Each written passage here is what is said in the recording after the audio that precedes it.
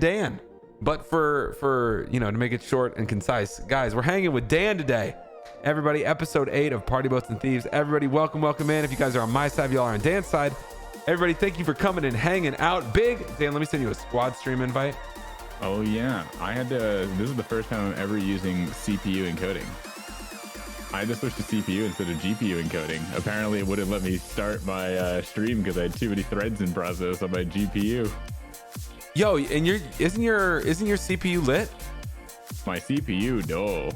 Oh, it's not? My GPU is a 1080 Ti. Oh, okay. For some reason I thought you were running with like an i9. No, my new computer is going to be an i9. Ooh, we might have been talking about that. For some reason I thought your CPU was juiced and good for that encoding. Nah, that's the whole part of why I got a whole new computer. I just sent you a squad stream invite, by the way. Hopefully this doesn't look too choppy. Oh, dude, I'm sure you're going to look beautiful, especially in that shirt you're wearing. Thank you. Guys, check out Dan's shirt. Look at this. Look at Dan's beautiful shirt. It's Friday, so I felt like we had to get some color in. Always, man.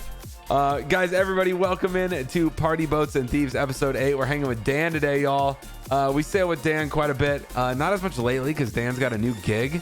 He's got a new big, huge job that has been occupying his time. But we still been hanging with and sailing with Dan on the weekends.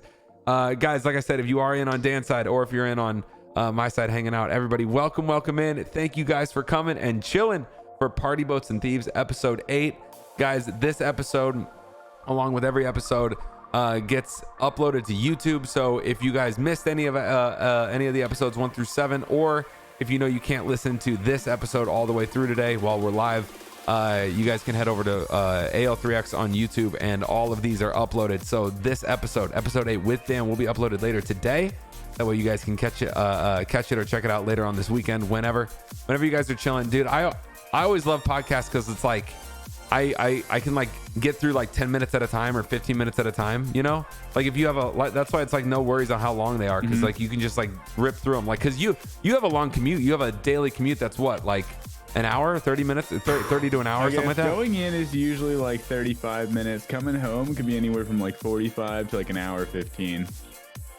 That's why, dude, like I never am concerned with like how long these run, because you'll hear people talk all the time and be like, oh yeah, you want shorter the better. I'm like, yo, if we chatted for 2 hours, someone might pull up the podcast and get through it like 30 minutes at a time or 20 minutes at a time throughout the week. So anyway, go for it. I was gonna say, I always know people love listening to longer like talk shows and podcasts as opposed to shorter.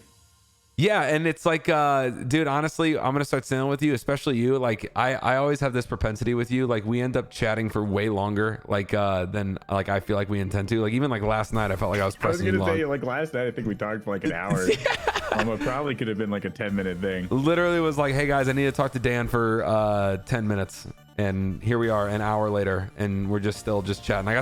I mean, listen, you and I have hung out a lot in the past, so it's like it's easy for me, like just to keep asking you questions just because we're friends. But guys, as every single Party Boats and Thieves is designed, we're gonna hang with Dan. We're gonna sail for a little while. We're gonna hear a little bit about Dan, tell us as much about his life as he feels comfortable, for starting off with where he got that shirt from. But because it's beautiful, it's a Friday shirt for real. But guys, thank you. I was gonna say, this is my Friday shirt. Like, I designate this one for Friday. Guys, Party Boats and Thieves is a podcast experience brought to you and fueled by Madrinas Coffee. Madrinas brings you the absolute best tasting cold brew worldwide, making it available in both 16-ounce cans and our brand new 8-serving powder tubs. Madrinas cold brew powder just launched this summer and lets you ship our amazing cold brews anywhere around the world at a very, very, very reduced shipping cost to the cans. So if you guys are domestic, if you're in the US, cans and tubs are both great options. If you're international, I always recommend the tubs because it's easier to ship, much lower shipping price.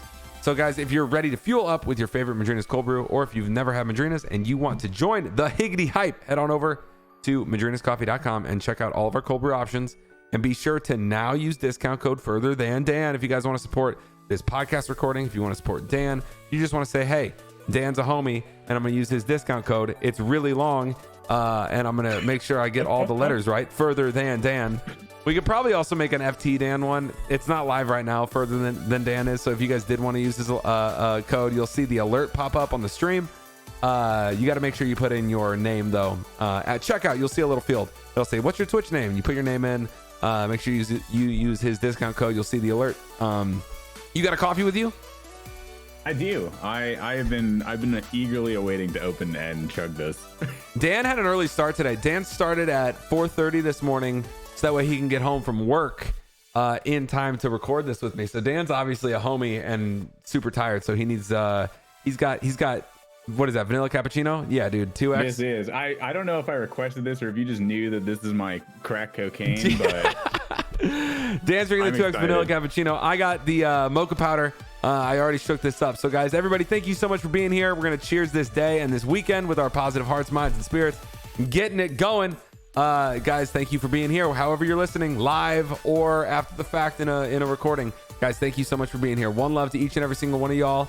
And if you guys are in my chat, you know what to do. If y'all are in Dan's, now's the time we spam the cheers emote, and we're gonna get this going. Cheers, y'all, everybody. One love. Cheers to Dan, and cheers to all you guys for coming and hanging out. Big, huge, massive. Cheers. Thanks for having me. Oh, dude, that's can ASMR out of the gate. I tried to get it close to the mic so you could hear, and everyone could hear. Dude, so we haven't been able to sail as much lately because you've been rocking this new gig. I have been. It's been sad. What's been your how many hours are you streaming per week right now? Oh, it kind of varies. So I try. Ideally, I like to stream maybe 3 hours every weeknight. You know, maybe from like 6 to 9. And then on weekends, the usual Burger and I, we kind of go. But this is not like you're not used to, like, there was a point in time, like, I don't know how many years ago, because you've been streaming for a long time. Like I've been a streamer for 10 years. Yeah, like there's people that have been streaming for a minute, and then there's people that have been streaming since, like, I don't know, basically since it was Justin TV.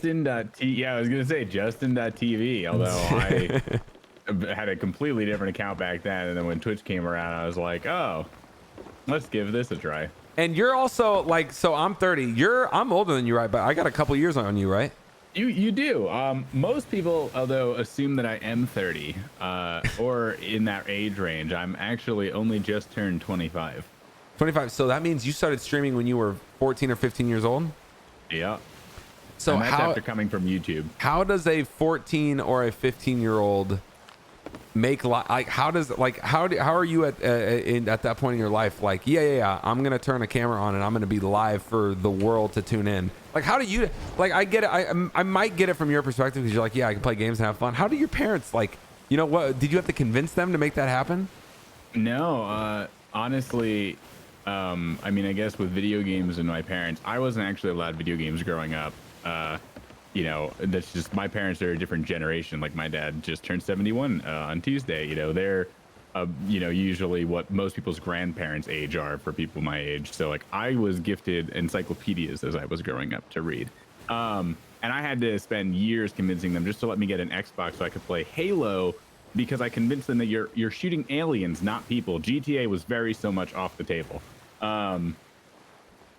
But I mean, there was no real discussion with my parents. I just kind of, did that stuff, and they don't really ever look at my content, which is fine, thank God. I don't know really what they'd, think if my chat calls me daddy and my dad's watching my stream. But I got into it because there was a YouTuber that I used to do YouTube as well. So yeah, because you had just said at 14 or 15 you started streaming. Which I'm gonna get to in a second, because there's some stuff that happened before that that's actually super interesting. So you did about at 14 or 15 you started streaming, but before that, not only you're saying that you were doing YouTube, but you also did you start and sell a company by that time?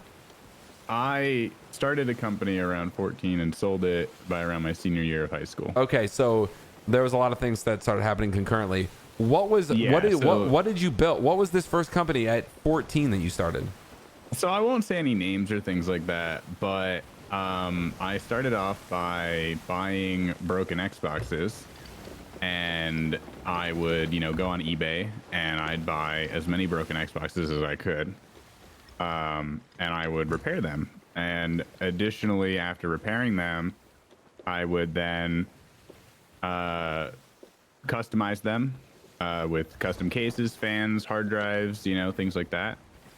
And eventually I got into modding Xboxes. So for anybody who might have been in the console scenes in those years, and knew about JTags, I What's also a did that. JTag?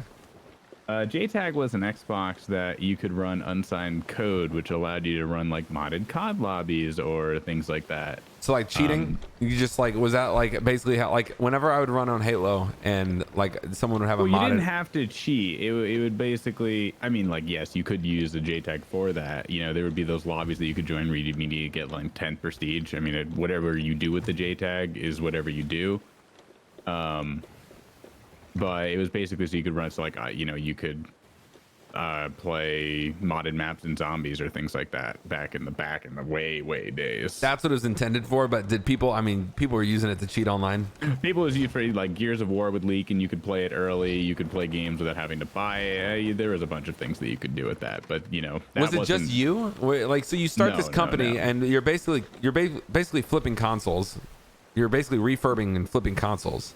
So we started from that, and then we went into server hosting. And, you say we. So I started the company by myself with all the funding, and then I brought along my two best friends at the time.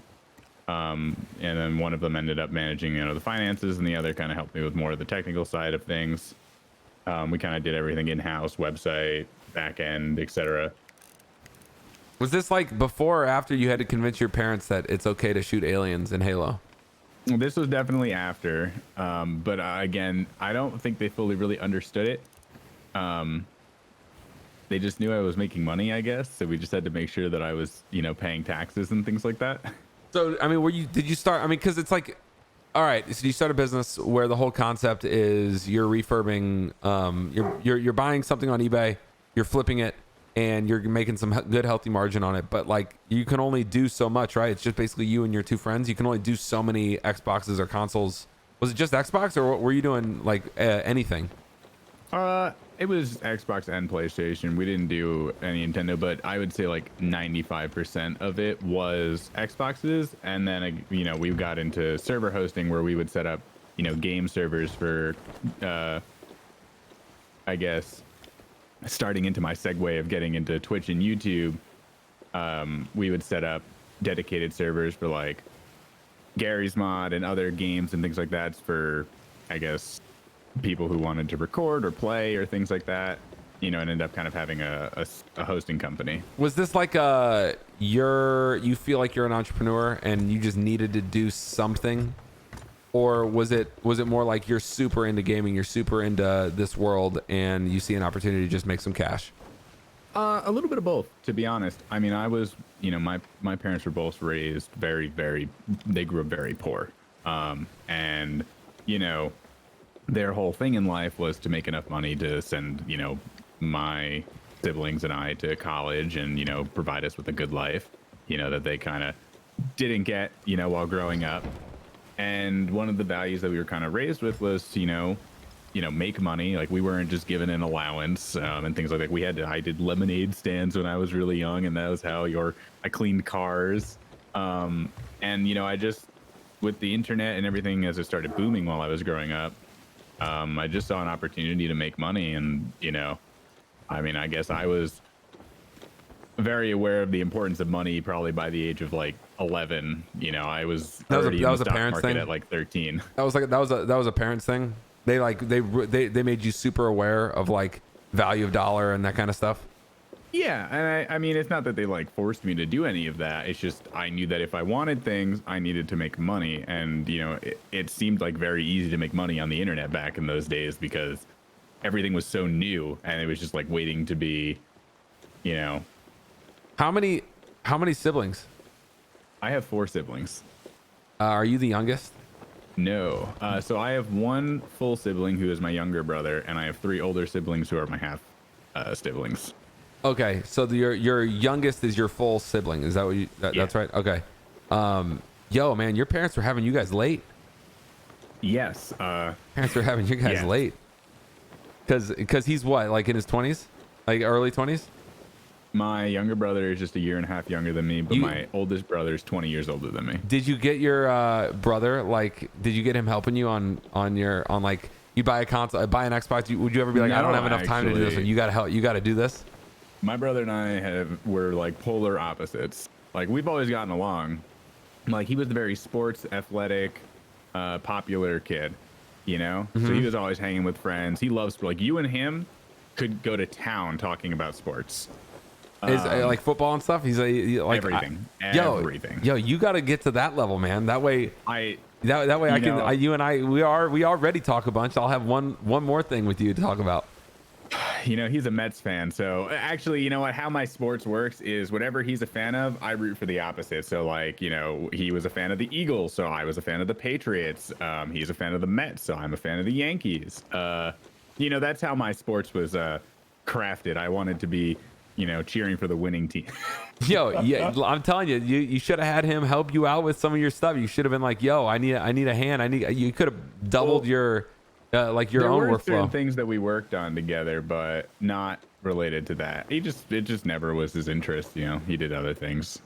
My grades were bad. His grades were real good. You can probably imagine why. Dude, it's just crazy starting a business at 14. Like how much? So you start flipping consoles, and then you and like two buddies. If you want a rough estimate of where it was at, it was a 6-figure company. I mean, that's pretty, dude. Like, think about the amount of consoles you have to flip in a year. Wait, 6 figures over 12 months? Yeah. Say okay, so but again, like a majority of our money wasn't necessarily consoles. It was, you know, server hosting. We just used the console money to fund the other projects. That like it really was. It was barely just one thing. Like there was just so many things. Got it. Was Okay. All just kind of blanketed under one name. So then you ultimately sell it, like as you get a little older. I did, and it's not because I got like ooh, that sounded bad. It's not because I got like a great offer. I actually, as I kind of got into my senior year of high school, you know, one of the friends who I, you know, kind of brought on to work in the company, we kind of got into some arguments, and I had a lot of priorities. Like I had to apply for college. Wait, arguments about like the business, or just arguments just in general? You know, they say like don't do business with friends. They brought friendship in. They tried to leverage friendship into the business, so I had to. You just had to be done.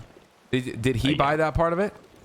No. So how it worked was I gave each of them 33% when I started the company, and one of my best friends, he gave me his 33% for a percent of the profits. You know, and he kind of wanted to step down. So I had 66, and my other friend had 33. And it was basically if you want to still be best friends, it has to be 50-50. And I was like, oh, that's a red flag for me. And you know, it's also kind of like, I don't know, man. Like, what do you know? What does anybody know about business at that age? You know, like obviously don't do friends. Don't go into business with friends is like a good like general rule of thumb. But also like, don't go into business with friends when you're like 15 and the friend's 15 also. You know, it's like, what do you even know about anything at that point? Yeah. And you know, the other thing was like all of the funding came from it. Was like they didn't put any money towards it. It was all towards me. I didn't even care about the money. It was just like it was part of the leveraging the friendship in a sense like that. Yeah, it really ticked me off. I mean, was it profitable? I mean, we put most of the money back into it. You just invest the dollars back into it. Like what? Like you invest like dude. I think that ship sunk. Did I sink them with like 6 cannon shots? Yep, that was a gnarly fight, man. Dude, that went tooth and nail. Wild. That was gritty, man. But when we ended up, you know, when I sold the company, it was all of the money that I made from it. I donated to charity. Oh, you did? You didn't like invest it in college or anything like that? No, I donated every penny to the American Association. Sorry, the AFSP. Oh my God, not the AFSP. Relay for Life. At what age? 17? Yeah, about 17, 18-ish.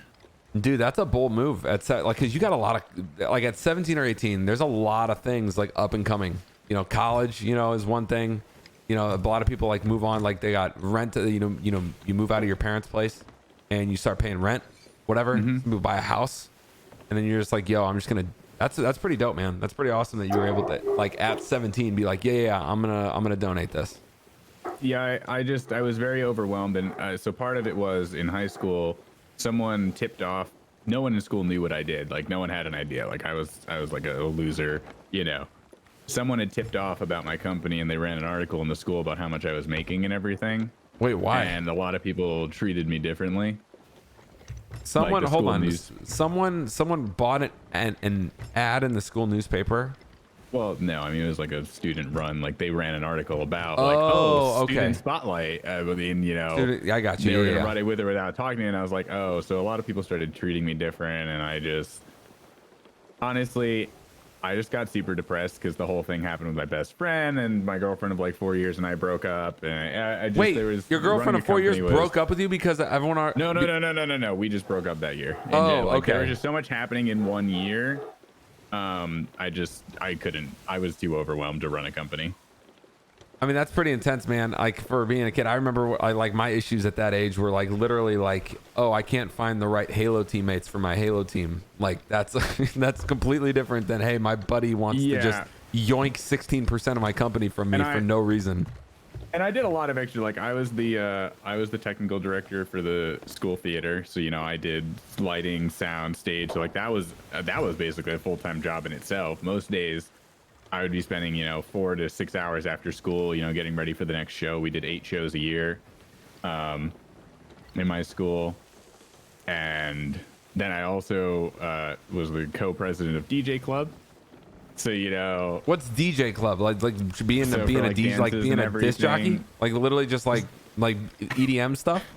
Yeah, with CDJs, and all that, and then for like the dances and everything, we would be the DJs and things like that. Dude, that's sick. We didn't have a DJ club. I think I would have done DJ club. I don't know though. That sounds. Did you start this club? I feel like I feel like there's a theme here. You're literally just you start everything. Like if you're gonna do it, you got to start it. So okay, so you do the so your homie is like putting this weird pressure on you. So you get done with the business and you sell it, right? Yeah. Sell it. But you got into content because of the business. Were you like, was it like a promotional thing?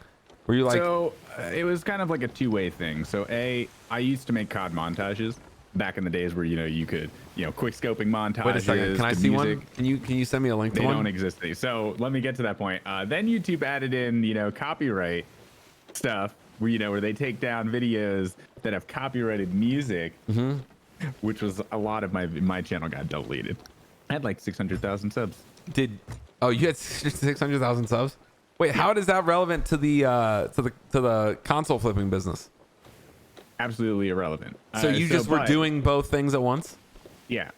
But so how I got into then after that, with like Let's Play stuff and things like that, there was a YouTuber who I always looked up to when I was young, and I would watch his videos when I was super sad and things like that. And I just loved his videos in general. His name was Ed Gould, and he ran a channel called Ed's World. I don't know how many people know what that is, but it was an animation channel. Yeah. And his whole thing was called Ed's World, and he ran it with a Tomska and some other people. And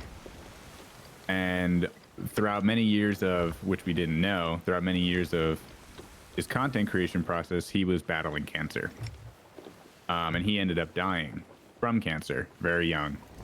And, all throughout his battle with cancer, he was making videos and making people smile around the world. And I really liked that message. And when he passed, although he passed, his world kept on spinning through his videos and people who continued that on, and I really liked that idea.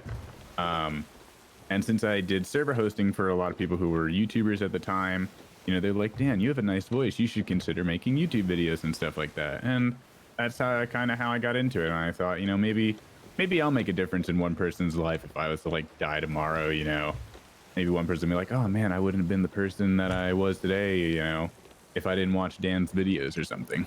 So at like 14 years old, you have this like deep inspirational sort of like influence to start making videos because of it was called Ed's World. Ed's World. No. Oh yeah, it was called Ed's World and it was run by a guy named Ed Gould. Ed Gould, yeah. So Gould. You have like this deep inspirational motivation and like influence from this channel to start making videos for people, but you're also, running a 6-figure company at 14. Like, did you just not go to school? Because both of those things require I didn't sleep. tremendous amounts of like labor time. Like, you know what I mean? Not. It's one thing to like start a business, like have a unique idea and like have it like be a whatever like a website or something like that, and it's just spinning and it just is live and in the background of your life. But like to flip consoles, you gotta actually do the work. Like you gotta do it one console at a time, and to make videos, you gotta do it one video at a time. Like that, dude. That's like you just weren't going to school. Again, I said my grades weren't great. And I had ADD, so like they were like, "Yo, you're going on ADD medicine." It was probably the ADD medicine that allowed me to focus and work for like 19 hours straight. Yeah, so I mean, dude, because like you gotta be like, hold on, how many consoles at your peak and when you're running your first business? I don't even how know many the number annually anymore. Like, give me a ballpark. 1,000? I was gonna say probably over 1,000, but it would depend because like sometimes we get custom consoles. We bring in an artist to work on the extra stuff, and they'd send us that. Or sometimes it was just as simple as installing LEDs, and it takes like 5 seconds. Or sometimes it was the fan broke, and that's why it was overheating, so you just replace a fan. And like on eBay, you could buy these consoles for like $10 that were broken. I'd say like the things that took longer was JTAGs, but JTAGs were not like a huge order thing of ours. And that'd be something where like you got to pay like $1,000 or $2,000 and we'll JTAG an Xbox for you. What were you like? What was your motive? Like, obviously, like you said you saw an opportunity to make money, but like what was it? But then you just donate the money to charity. So like, was there some sort of like other reason why you were like, hey, I got to start a business and start generating some cash right now at 14? Like, I need that. Like, I mean, I used a lot, my salary, so to speak. I did a lot of cool things. I've gotten the opportunity to travel a massive. I went to Paris alone at like 14. Alone? Yeah, I've been to Paris a few times, so I kind of knew where. But to go. Alone? Yeah. Like, do you have family over there? No.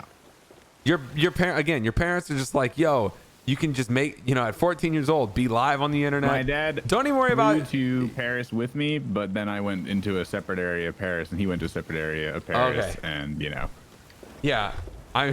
Kelly goes, man, Dan is living his life. What? I'm like, yo, at 14 years old, brother, at 14 years old, I don't even know, like, I wouldn't even be able to tell you if I walked into the grocery store, like, where the cereal aisle was, let alone like go to Paris. I've lived a very fortunate, I've been very fortunate growing up with, that success, and just, I don't know how I was raised was I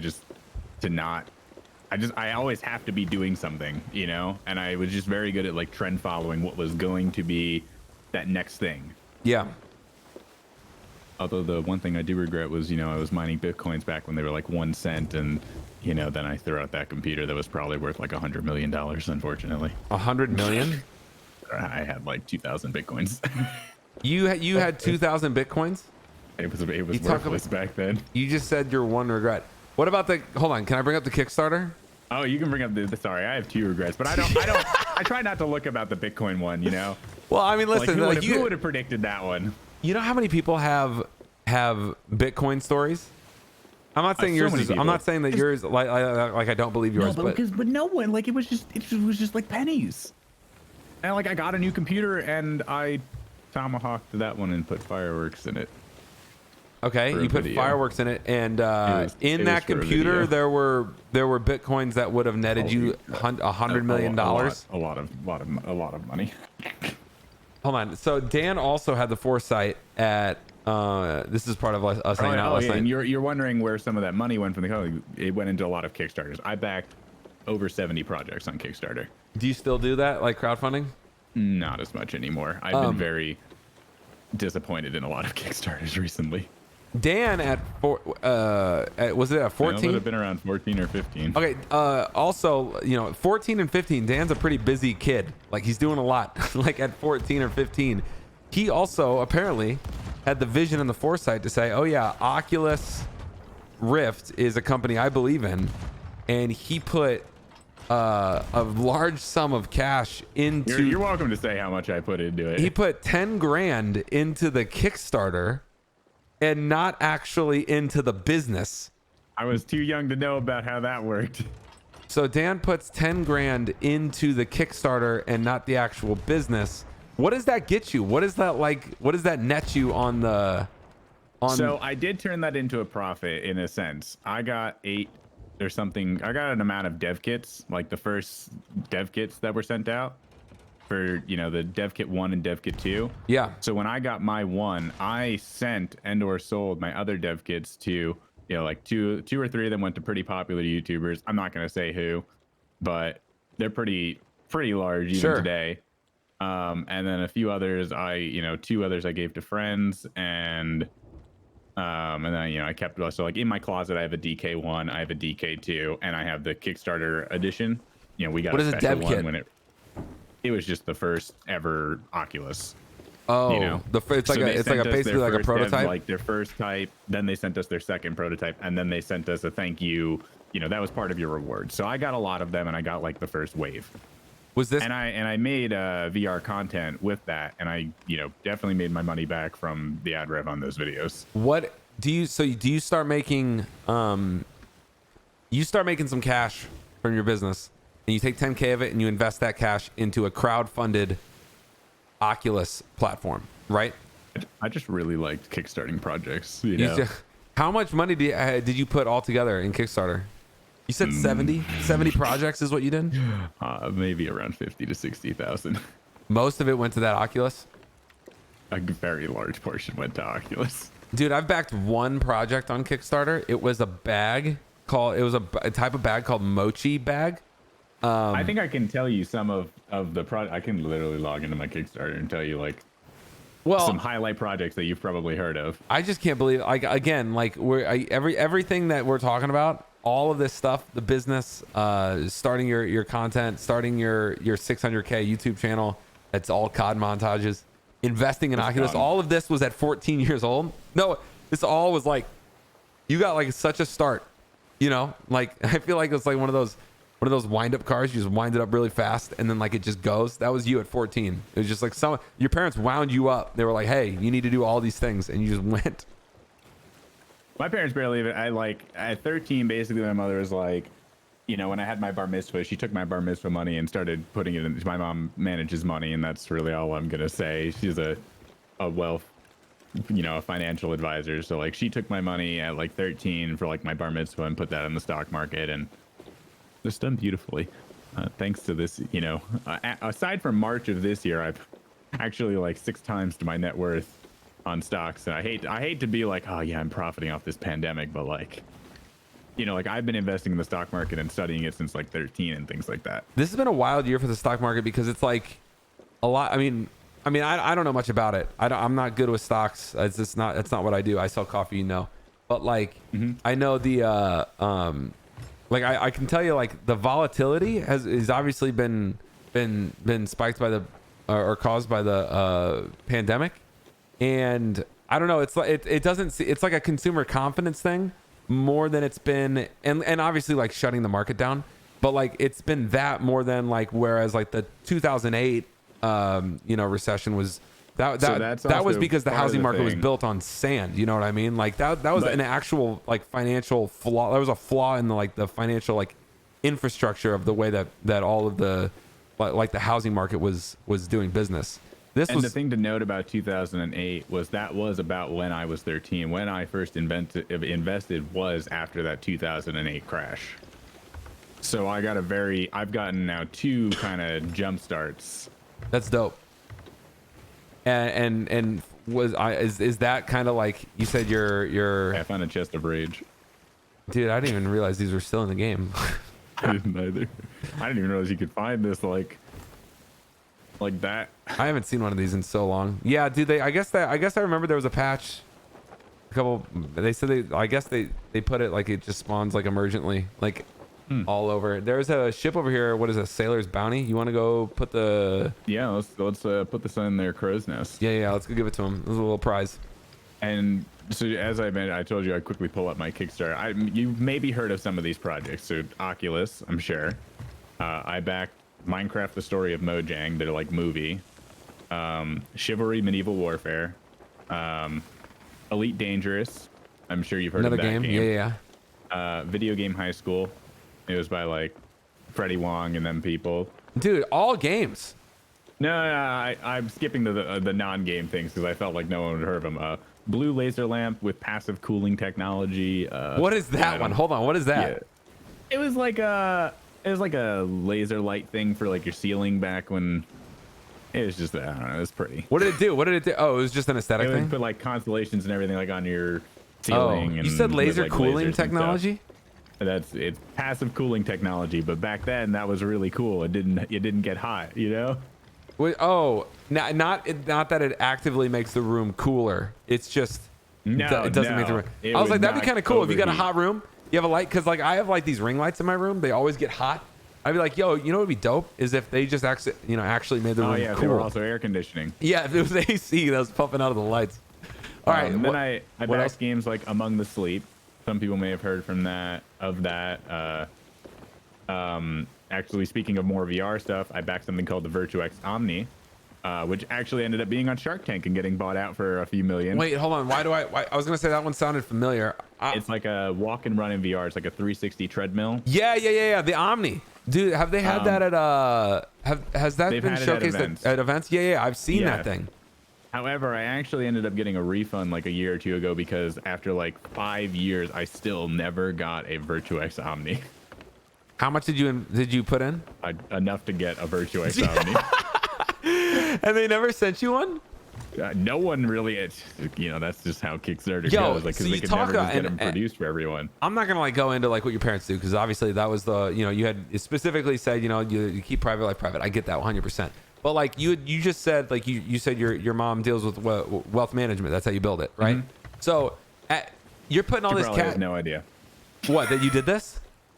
Yeah. How at 14 do you just have access to all of this cash? I mean, you're describing hundreds of thousands of dollars that you have access to at 14.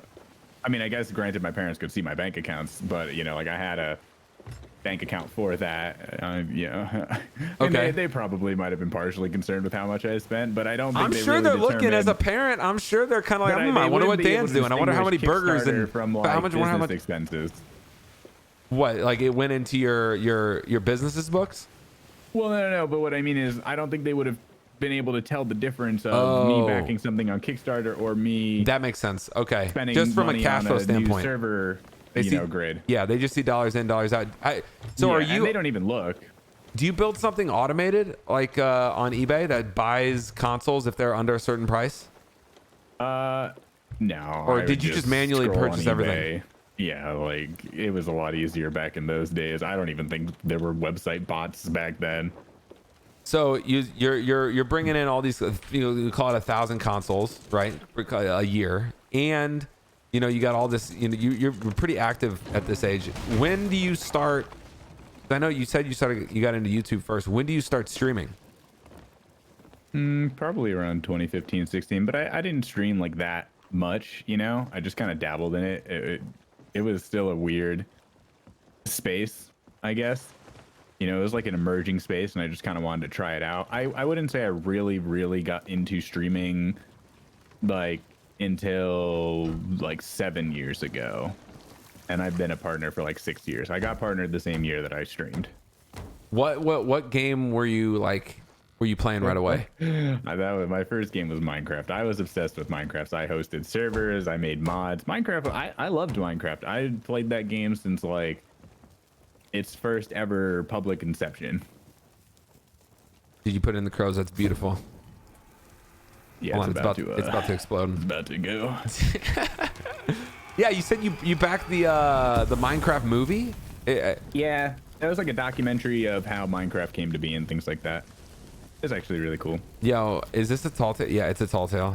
And that's how I learned to code. I really loved video games, and what better way to learn to code than code shit for video games. So you start coding at the same time? Do that for me. Hold on. I've been coding since I was like 13. Again, man, the ages of 13, 14, and 15 are like that. What you're describing are like the most active. I don't know what.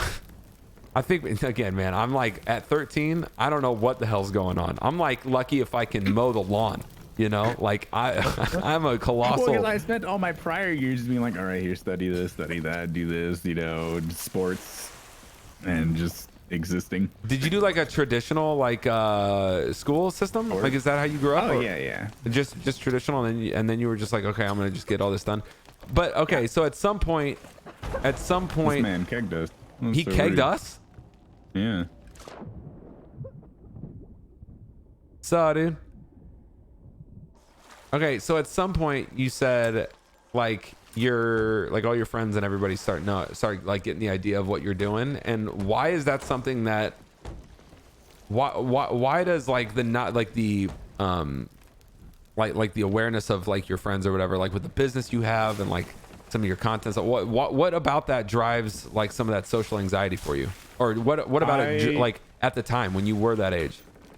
I just felt a lot of pressure, because you know I was the technical director in theater. Like I just had too many time commitments, and I just didn't have enough time, and that's part of the reason, you know, like, you know, my relationship ended. Is like I did not have a good balance of work and personal life, and you know I had this thought of, oh my god, I'll make so much money and I'm gonna be really happy, and I was honestly pretty miserable. I guess I learned the lesson of money doesn't buy happiness very early, and you know I lost my best friend. You know, my relationship kind of ended, and I had all these responsibilities. I had to apply for colleges, you know, and I just kind of got really depressed, and you know. Do you have to apply for colleges though? Like if you're making money at like that click, why are you? I've been very raised that like college was the thing, and like that was what my parents worked to do. You know, they paid for my college, and I wanted to go learn cybersecurity. I wanted to go to college, like I really did. You know, and I'm a firm believer that college is useful. Okay, maybe not so much anymore, depending if you're like a really self-start, but like I was raised that like if you want to get anywhere in life, you have to go to college. I mean, like that was definitely like I remember having that. That's how I felt like 10 years ago. I mean, it was definitely force fed to like, you know, this generation, our generation, like when we were, you know, getting through. You know, everyone would always say like go to college or whatever. But I mean, like, bro, you're like making this cash. You got a 6-figure business, and you got a YouTube channel, which you said you started making some decent ad revenue off of. Yeah. What? And was it all COD stuff? Yeah. I didn't really do any like face cams. I just did kind of montages, and they did good. But then like, you know, the copyright system and just, you know, buy channel. I'm gonna tell this guy we gave you some loot. A chest of rage is in your crow's nest. He shot me. Happy Friday. Big. And also the other thing was we were very, you know, I had a lot of pressure because I thought I wasn't going to get into a good college as well because my grades were kind of bad. I didn't really get my shit together till like senior year. I mean, how can your grades be good? You're literally you're not ever doing school. You're never, you're never, even when you're at school, you're focusing on theater. I actually, you know, one of the funny things was in my high school, you know, so I had two best friends. My other best friend and I, like, we set up a hidden Wi-Fi network in the school, you know, that we were able to sell access to for kids in high school so that they could have unrestricted internet access. How many people did you get to access that before like the school? 500. Oh no, they never fixed it before we graduated. They never. Actually, when we graduated, we told them about all the flaws in their systems, you know, for them to fix. Sarah goes, "Are you a secret agent, Dan?" Yeah, Dan. This is quite a life for a human, let alone a 14, 15, 16-year-old human, man.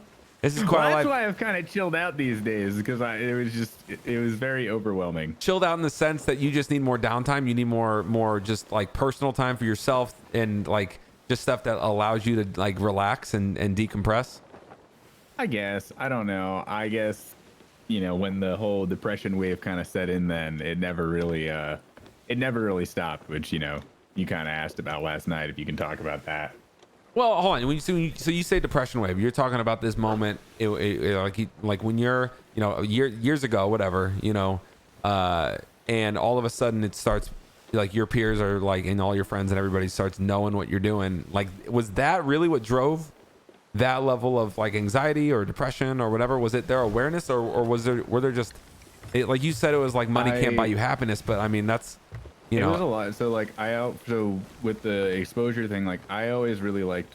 I know what it's kind of ironic being a streamer or or whatever, but I always liked being in the shadows. That's why I did technical theater, right? I was the person that no one knew would, the show didn't happen without me, but no one knows me. You know what I mean? Right. I always liked being the incognito character. I didn't care for recognition. Like when I donated, the money from the company to Relay for Life, like I didn't even use, like I didn't claim ownership of that, so to speak. Or I don't know, like I just don't like being in the public eye, I guess, so to speak.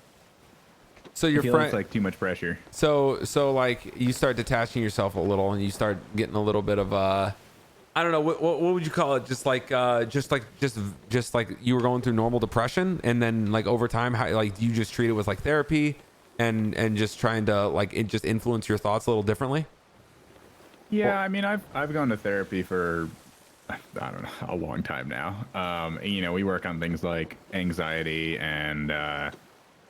I don't really work, I guess, on the depression part. I'm just kind of sad a lot, but I do work more on like the anxiety. Like I feel like people are out to get me, or I feel like, people aren't friends with me or talk to me, for any other reason than they might go, oh, maybe he has a lot of money, or, oh, he knows these people, or things like that. So like, I have a lot of like trust issues in that regard, where I don't trust the people who are talking to me, to not have malicious intent. And then, then there's the sadness part, but I didn't ever want to go on antidepressants, so.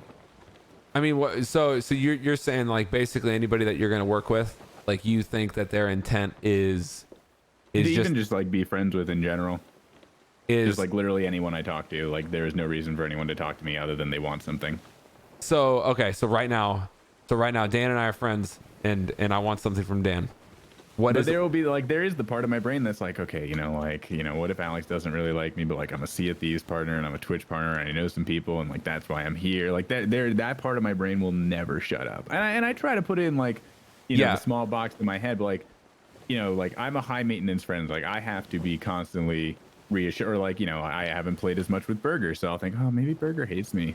Yeah, you brought this up. You brought this up a couple weeks ago. You said that Burger to you. hates you. I'm like, I don't want to hop into games when you invite me because I'm like, I don't know if Burger wants me around. Like, what if he wants to play with people who are gonna promote? Like, when you're a streamer and you do it full time, I don't provide anything for streams, and especially when I'm working, because like, my audience dies down, and if I'm not playing my main game, or when I'm working like this, because I can only stream a little bit on the weekday nights and weekends. I think, okay, well, what am I adding to their cast? They could play with Alex or D, and they are full-time streamers and they promote each other and they'll get new exposure with their audiences. But so I'll think like, oh, maybe I'll just stay quiet and I'll just wait to see if anyone invites me, because I don't really want to be like a hindrance to their they could be growing or something.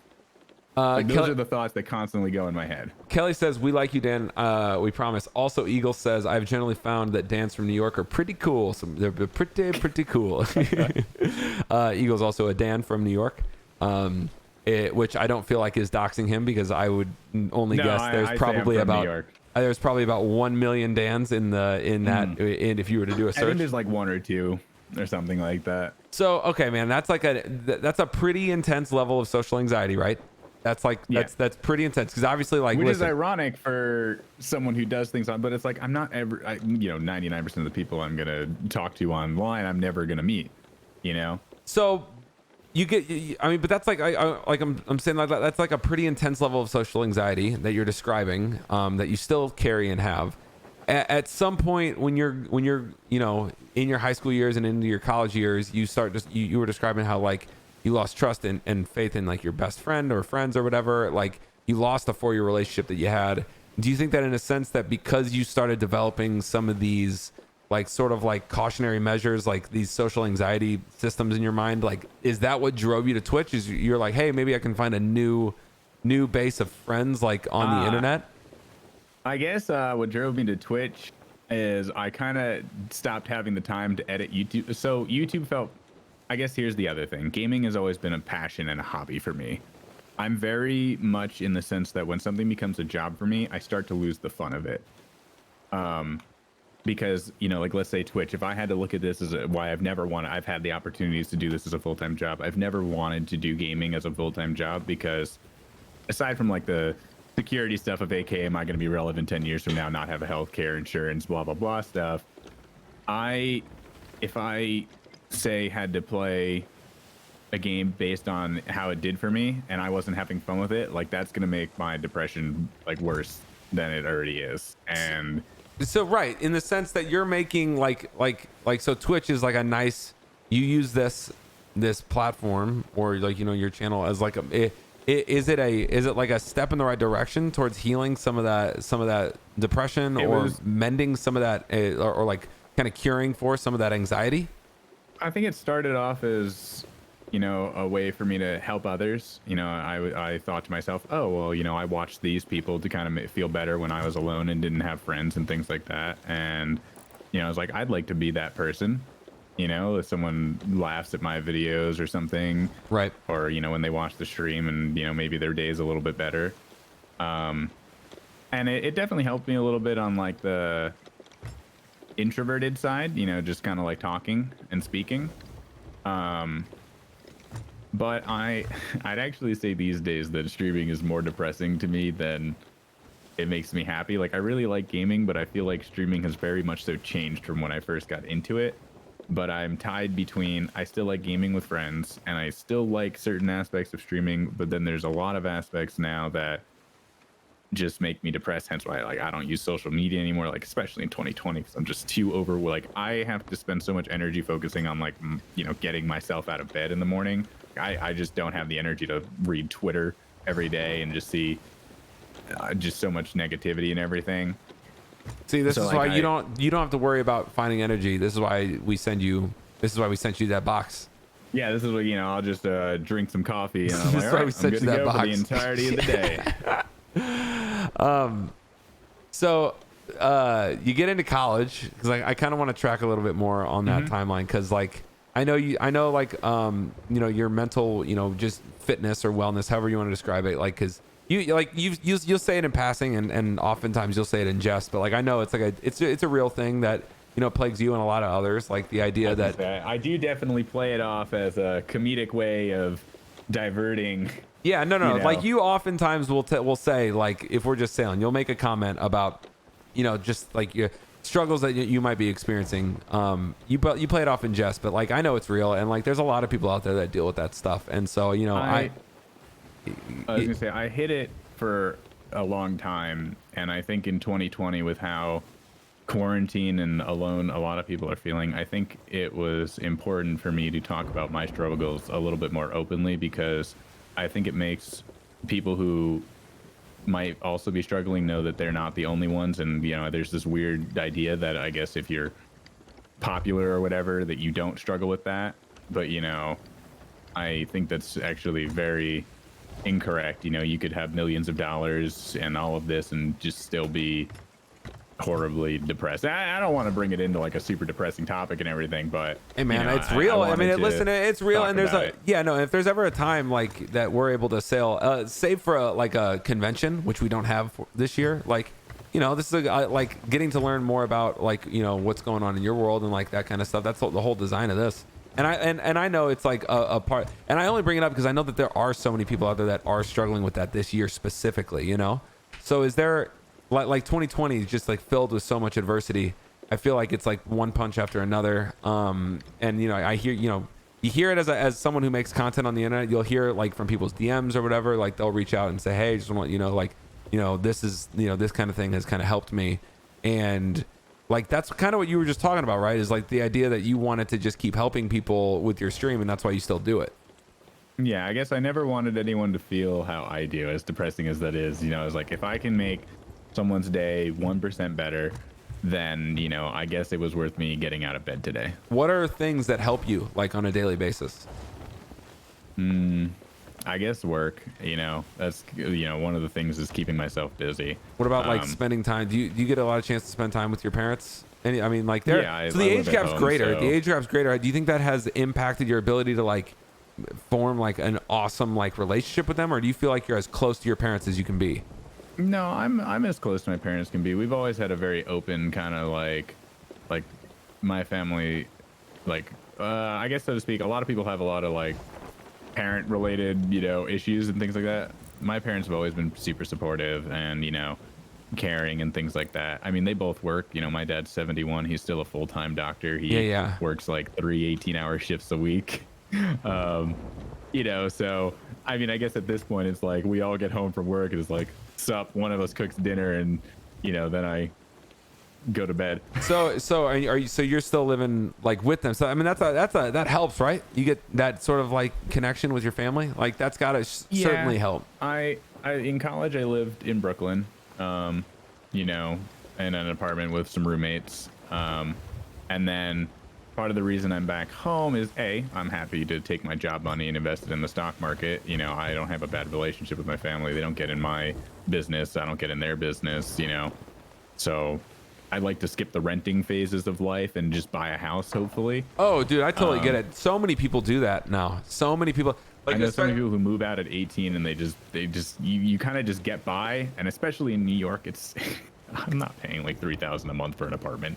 Dude, especially up there, you yeet so much cash just out of your account. Like, I get it. Like the whole like spending that part of your life just saving up for maybe like some big investments, especially because student loans are so mighty anymore. But the other thing is I do contract stuff, so I don't, I've not had a full-time job from one place. So for all I know, I'm working in Connecticut right now, or I'm working in the city, or I'm doing something. So it's like, there's no point of even leasing a place because, bro, what is happening? It might be completely irrelevant. What is happening? Okay, no, that's just I don't know. It was looking weird on my screen for a second. Never mind. I think we're all chilling. It's a level 3. We can just sync this. Take whatever they got. What do you think? Guys, everybody, thank you so much for hanging out today. Everyone, thank you for spending so much time chilling with Dan and I. As a reminder, this is Party Boats and Thieves episode 8. Dan was kind enough to join us, get off his gig a little early today and call his weekend a little early to join us and record this. Guys, this is a podcast experience brought to you and fueled by Madrinas Coffee. They're playing music. They are? Yeah. Do they have any loot? Yeah. Guys, Madrinas brings you the absolute best tasting cold brew worldwide, making it available in both 16-ounce cans and our brand new 8-serving powder tubs. The Madrinas cold brew powder just launched this summer. So guys, please, if you are interested at all, use discount code FurtherThanDan to get 20% off your entire order. Make sure you put your name in at checkout so you'll see a little alert pop up on the screen whenever you do purchase. We're squad streamed, right? Yeah, we are. Okay. Yeah. All right. So, we don't have a hole, by the way, or they don't have a hole. Oh, do they have any loot? No, they do have loot. You want to just harpoon it? We just don't. Yeah. I'll just harpoon it off. All right. So you go to college and you're living a normal life, right? Like, as normal as it can be for someone who's also a secret agent by the sounds of it. Yeah. So I wanted to focus on school. A lot of us didn't even think I was going to get into college. Just because you put no time into school up until then. Yeah. So I applied to NYU, early decision. It was my first choice and only choice. And I got accepted to the engineering school of NYU. Dope. In early decision. And I studied computer science and majored in computer science with a minor in cybersecurity. Did you already know how to do most of that because of what you were doing beforehand, or did you have to? Did you learn? Was that like you went into it because you wanted to start? I went into it because I really enjoyed cybersecurity. Okay. You this guy? I think they're hot mic'd. They are. I've been kind of hearing them a little bit. You want their flag? Today's Reapers versus Gold Hoarder Day. Oh, is it? Yeah, I heard they're bringing back Fortnite Fridays. Respawning. I'll be there. Yeah, no, they're definitely bringing back Fortnite Fridays, but like this flag is gonna be worth like 40 grand or something like that. You want me to go harpoon? Oh, well, we need to sink them then. Oh, they're still here. Ah, crap! I got. We do need to sink them. We do need to sink them. No. You stay here for PvP. No. I'm gonna pull all the loot onto this. Oh, okay. Yeah. All right. So it finally, when you get in college, are you starting to focus on school and school alone? Yeah, because I got into college and, you know, my parents are paying for it. And I feel like if anyone knows NYU, it's a $250,000 school. Yeah, so, very you know, expensive. I felt like I should do well in it. And I knew CS and things like that. And my CS classes and things like that, I did very well in. I did not do very well in things not CS related. What is CS? I sell Computer coffee. science. Okay, just straight up, like when you got code, there's like terminology. So like you get into computer sciences, but strictly just the cybersecurity side. Is that right? No, I mean, since in college you learn everything from like machine learning to multiple languages that you code in and like a lot of different things. But I did do a separate degree in just cybersecurity. What was living in Brooklyn like at that age? I was kind of like, I don't know, it was pretty cool. So the main campus NYU, they settled. We need that flag. It's worth a lot of gold. Main campus NYU was in Manhattan, and the engineers were secluded to Brooklyn because we're nerds, and you know you got to keep us in the corner. We might scare away the cool kids. Brooklyn was pretty cool. I liked the city for activities, but I didn't enjoy living in the city. Were you when you turned 21? Are you like did you just start going to bars all the time? No. No. I didn't really do too much partying. I drank a lot of Monster and energy drinks and studied for tests. And anyone who's gone to engineering school, I'd like to say, would attest that you don't go to engineering school if you want a fun college life. I don't know, man. I knew some I went to Mizzou. We talked about that, and there was a lot of engineers, man, that were like they didn't have class on Fridays, so Thursday night was thirsty Thursdays. Like up all like I don't know. It's probably just a culture thing. Probably just a culture thing from where we are. It was like oh man, how do I describe it? Like my senior year, I had like 12 hours of classes on Tuesdays and Thursdays. But so like you start diving way into school, but you got this whole thing where you're like So able at that to point, start I a was business. basically just streaming. So you're just streaming and doing school at this point. Yeah. Okay. Because YouTube required editing, and also since I was living with roommates and things like that, you know, I couldn't just record at 2 a.m. with people and shit like that. Like, you know, I had fucking roommates. Yeah. And there were also times where I had to take a break from streaming because, you know, I had changed roommates a few times over those years. You know, like my first roommate failed out of college, so he went home, and you know, and then eventually we went to like different apartments and stuff. So this is what, like 2014 when this what you're like when I you're guess 2014 was my first year of college, so that was like 1 year of apartment. Yeah. Because I was high school's class of 2013. Are you streaming Destiny? Is that the game that you start streaming mainly? No, I streamed Minecraft and. But I mean, like at that point, so you did Minecraft at for a that few point. years. At that point, though, whenever you're in college and Destiny's out, and because I know you've been a big Destiny guy for a while, is that when does Destiny creep in, and when do you go heavy into that? I don't think I ever streamed Destiny, or if I did, I don't remember. Wait, you stream it now though? I do stream Destiny 2 now. You didn't stream mostly for the Destiny raid 1? races. I might have. Dude, you're I so know that into I went from Minecraft to League of Legends. Oh, So I gotcha. can tell Okay. you, so I went from like, you know, maybe like 3,000 to 4,000 viewer average to like 5. Speaking of things that nuke your channel, switching immediately from, you know, the game that people have enjoyed every day to League of Legends, a MOBA. You know, got to Diamond one season and then realized that I was absolutely destroying my mental health by playing League of Legends. I'd lose like one ranked game and hate myself for a week. I got into League of Legends because one of my roommates was Challenger, and he was like, Dan, you're gonna learn League of Legends, and you know, just pulled me into games, and I got my shit kicked in until I was good at the game. Did your roommates, did they have a problem with you streaming, or did they also stream? No, they definitely did not stream. Some of them were okay with it, some of them were not. You know, it was mostly like because there were two. So our apartment, I don't know if you know much about New York housing, but it's really expensive. Yep. So it was 4 of us in my first apartment. And you know, it was a kitchen, living room, 2 bedrooms, bathroom. So there were two of us to a There's bedroom. your bedroom, yeah. And You all shared it was one pretty good. bathroom? Yes, Dude, that unfortunately. that like I hope none of those roommates like, you know, were females because like No, they were all males. okay, at least everybody can just deal with it with each other because like that many dudes living in one apartment. Let me put engineering school for you into perspective. For me, I didn't have a single girl in any of my classes after sophomore year.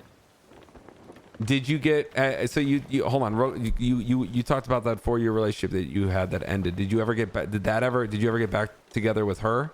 No, and we went to colleges in different states and things like that. Okay, because I was gonna say if you're not meeting anybody at some point, you're probably like, I don't know, like I didn't know if like that one was a rekindled one ever.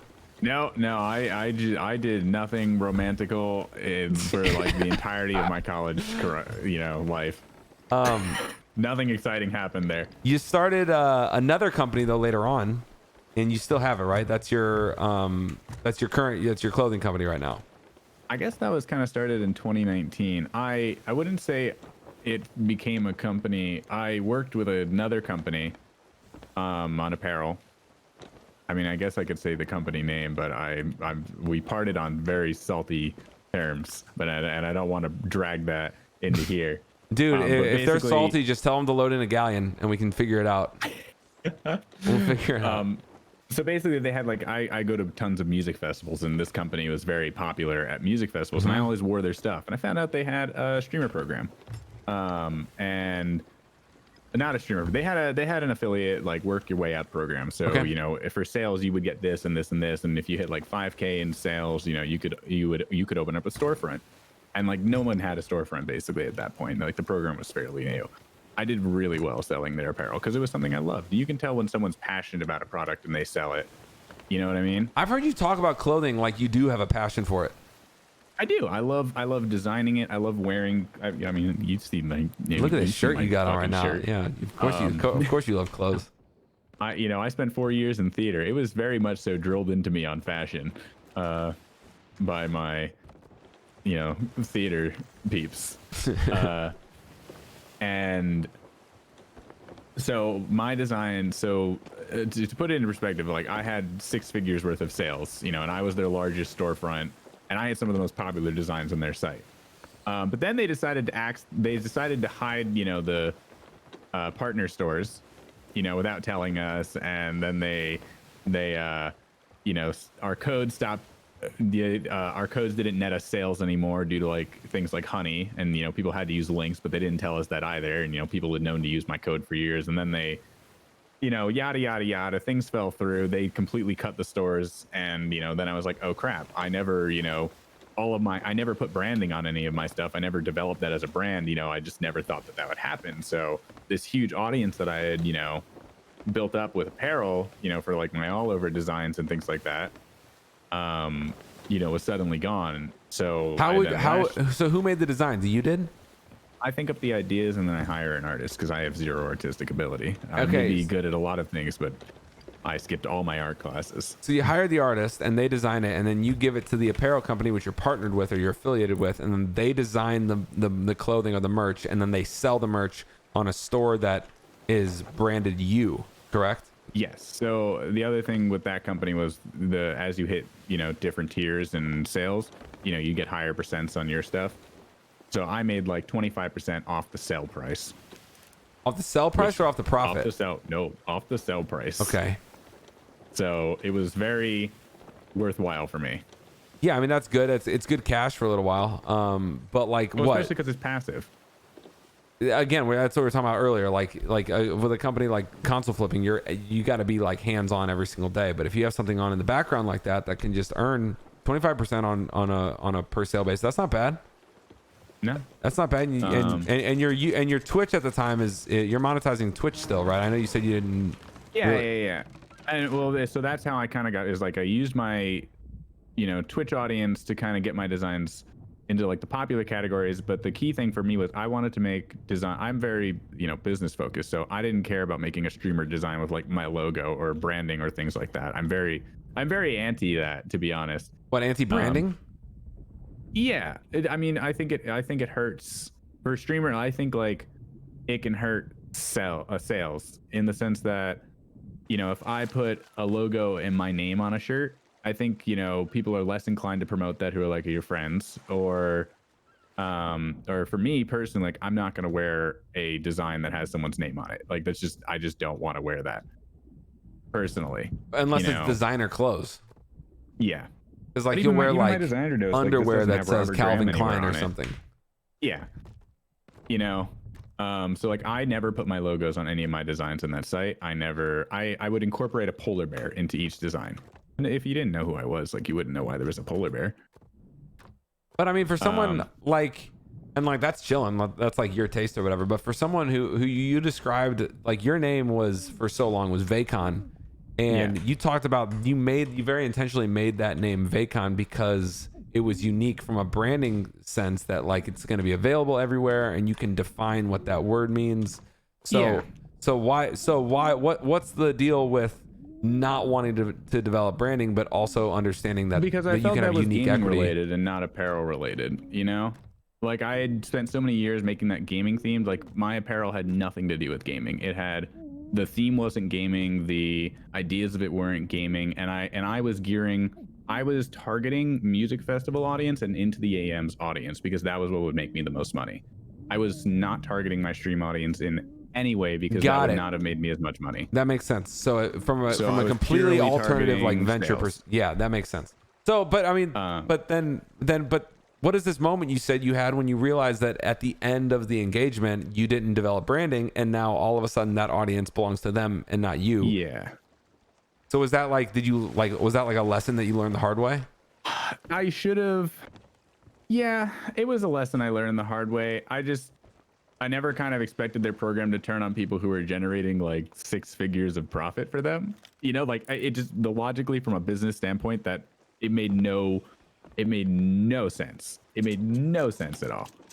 Maybe, You know? so did you ever get like find out why they turned on all of their the past 3 managers that have handled their program have all quit, and to just it's some an internal mess. Yeah, They yeah, cut the whole program basically. just some organizational culture problems or something. Yeah.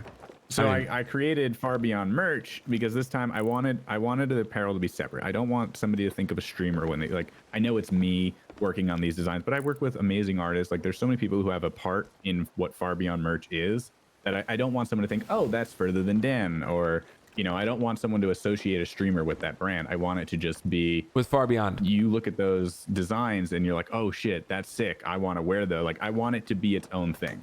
Which you sent me a hoodie, and holy cow, guys, if y'all want to check out what's the website? Far Beyond? FarBeyondMerch.com. FarBeyondMerch.com. If you guys want to check that out, it is like insanely high quality material. Dan asked me if I wanted to check anything out, and I'm like, you know, I just want to support Dan. So I was like, yeah. Because I'm also, dude, I'm not that into clothes. I wear a white V-neck every single day. And, I know. And if I'm not wearing this, I'm wearing something. I'm wearing a Husker jersey, a Bears hoodie. You just saw me with a Bears hoodie. I only wear. I was like, this is the first time I feel like I've seen Alex in a hoodie. Yeah, I wear sports stuff, or I wear this white V-neck. So, which I have like All 12 right, of. Shredder goes right here, right? And also there's an emissary ahead of us. Let's hope it's like a level 5 Athena. But like, guys, Far Beyond merch, Far Beyond merch. That's what it is. Yeah. FarBeyondMerch.com. Like the stuff is so high freaking quality. Like I got the Stay Comfed. No, Stay Cozy. Stay Comfy hoodie. Stay cozy or comfy? Comfy. Stay comfy. Yeah. Like I got that hoodie, and holy cow, the material's insane. So like, you started Far Beyond. Do you have like a partner in that, or how is that? How are you involved in Far Beyond, just from like an organizational standpoint? All of it. I mean, so the only thing is our storefronts with Rare Drop, but otherwise I'm hands-on everything. So I design the designs. I throw it to my artists. I then throw money at them, and then I have a panel artist. So like he takes the designs and mocks it onto, apparel, and then we send it to the production company, and then the Rare Drop's just the storefront because we needed a storefront. So part of that whole process was I'm not really relevant in the online world anymore, and I'm trying to kind of take more of a shadow figure because I'm busy with work and life, and You know, What do you mean you're not 2020 is relevant in the online world anymore? I mean, I'm not what I was years ago. You know, I don't have hundreds of viewers that are going to go buy my apparel. You know. And you think, and obviously just because you've been putting less time into content, Yeah. like you had talked about wanting Twitch to be a place where you can have fun still, and not have it be something that you start to resent. Yeah. Do you resent, like, for most of these projects as they go on, are like, do you find yourself being like, man, I really, really don't enjoy this anymore just because you have to put so much time into it? No, honestly, like, I mean, especially since we're restarting, like, I spend more than I make on Far Beyond merch by very high means. From a But, you know, I see it as, like, a marketing long-term- perspective, or from a production standpoint? The whole project in itself. You So know, I- 'cause so I've it- got to get all the designs made, and then I've got to, Yeah. you know, hire the artists and blah blah blah. You know, like there were a bunch of people who we sent stuff out to that were supposed to model things for the sites, and they didn't do it on time, and most of them haven't still even done it. And then COVID production delays is just Did you already pay those it's a people? nightmare. Huh? You already pay those people? So a lot of them were friends who offered to do it for free if I sent them the stuff, but then they didn't do it, and then you know I just couldn't be asked. Yeah, to yeah. hound them. Streamers are not always the most reliable people in the world. No. So that was really my own foresight. By the way, there was that Athena 1. I figure we'll just see if it can go dig up something cool. In the meantime, we'll sink this They've brig. really not started anything. No. So you're running Far Beyond. Are you like from an ownership perspective? It's your gig? Yeah. And like no one else has any ownership of it. No one else. Okay, but you use like a co-man for production. You got like basically you got a storefront that's housed in another company's ecosystem, and then your designers. So how do you meet your designers with it? I've actually used the one who does those canvas designs. I've used that same designer for like 10 years. It's the same person? Yeah. And and then my other designer has been the same designer for like 4 years. do they know clothing really well, or do they just do like general design really well? The canvas one does general design really well, although they also do clothing. I mean, both of their professions are art, and they've been doing it for years. Yeah. The reason I love these two is that I'm not always the best at describing what I want. I usually have to use a lot of reference images and be like, okay, I'm kind of thinking this with a hint of this, with a hint of this. But I also love them because they're not afraid to speak their minds about my ideas. And, you know, then we'll like bounce ideas off of each other until, you know, we get something that we really, really like. But I also love their creative freedom. Like sometimes I'll just be like, hey, this is my thoughts. If you have an idea, you know, I'm happy to like look at, and sometimes their sketches are like 10 times better than what I even thought of. You know, and Right. I love both of them have just such a amazing creative mind that, you know, I can't even think of an artist that I'd use if I didn't get, you know, if those two suddenly could never work again. Bro, what sales are these? These are the ancient, You want to go ank 'em? back when, do we have an anchor ball? I mean, like, you just can go out. Here, I'm gonna go try to ank 'em. Oh. Now you go over there. They might be a little far now. I don't know if I've ever seen these sales. They're when they were, oh my god, I don't remember what the event was. They were an event sales. So why are you so what's the, like, could you, I asked from a marketing standpoint, like, could you choose to make Far Beyond profitable, or does it run an NOL like inherently? I mean, I need to grow the audience again. That's the problem. And I'm trying to put the money in to keep having designs coming out, like limited time designs and collections, you know, while we build I feel like I know that if somebody buys one thing, they will most likely or most definitely buy another thing. So for me right now, my key process is trying to get conversions, because I fully believe that they will be returning customers, and that's the reason why we partnered up with Rare Drop, is because I needed a storefront that will push and market for me. So I believe that I can make designs that are good enough to sell if someone sees them, and that if somebody buys them, they'll be super comfy. These guys are gonna be anked, by the way. I also got massively hit regged on that. I hit him with a chain shot.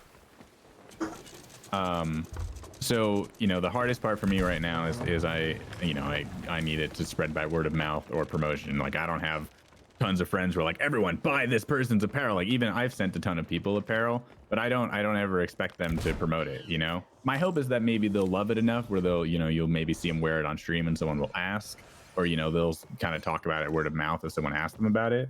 But I never ask anyone that I send something to speak about it or tweet about it or anything like that, because I just want them to love the design. Like, the best advertising for me is if someone genuinely loves the design and naturally wears it.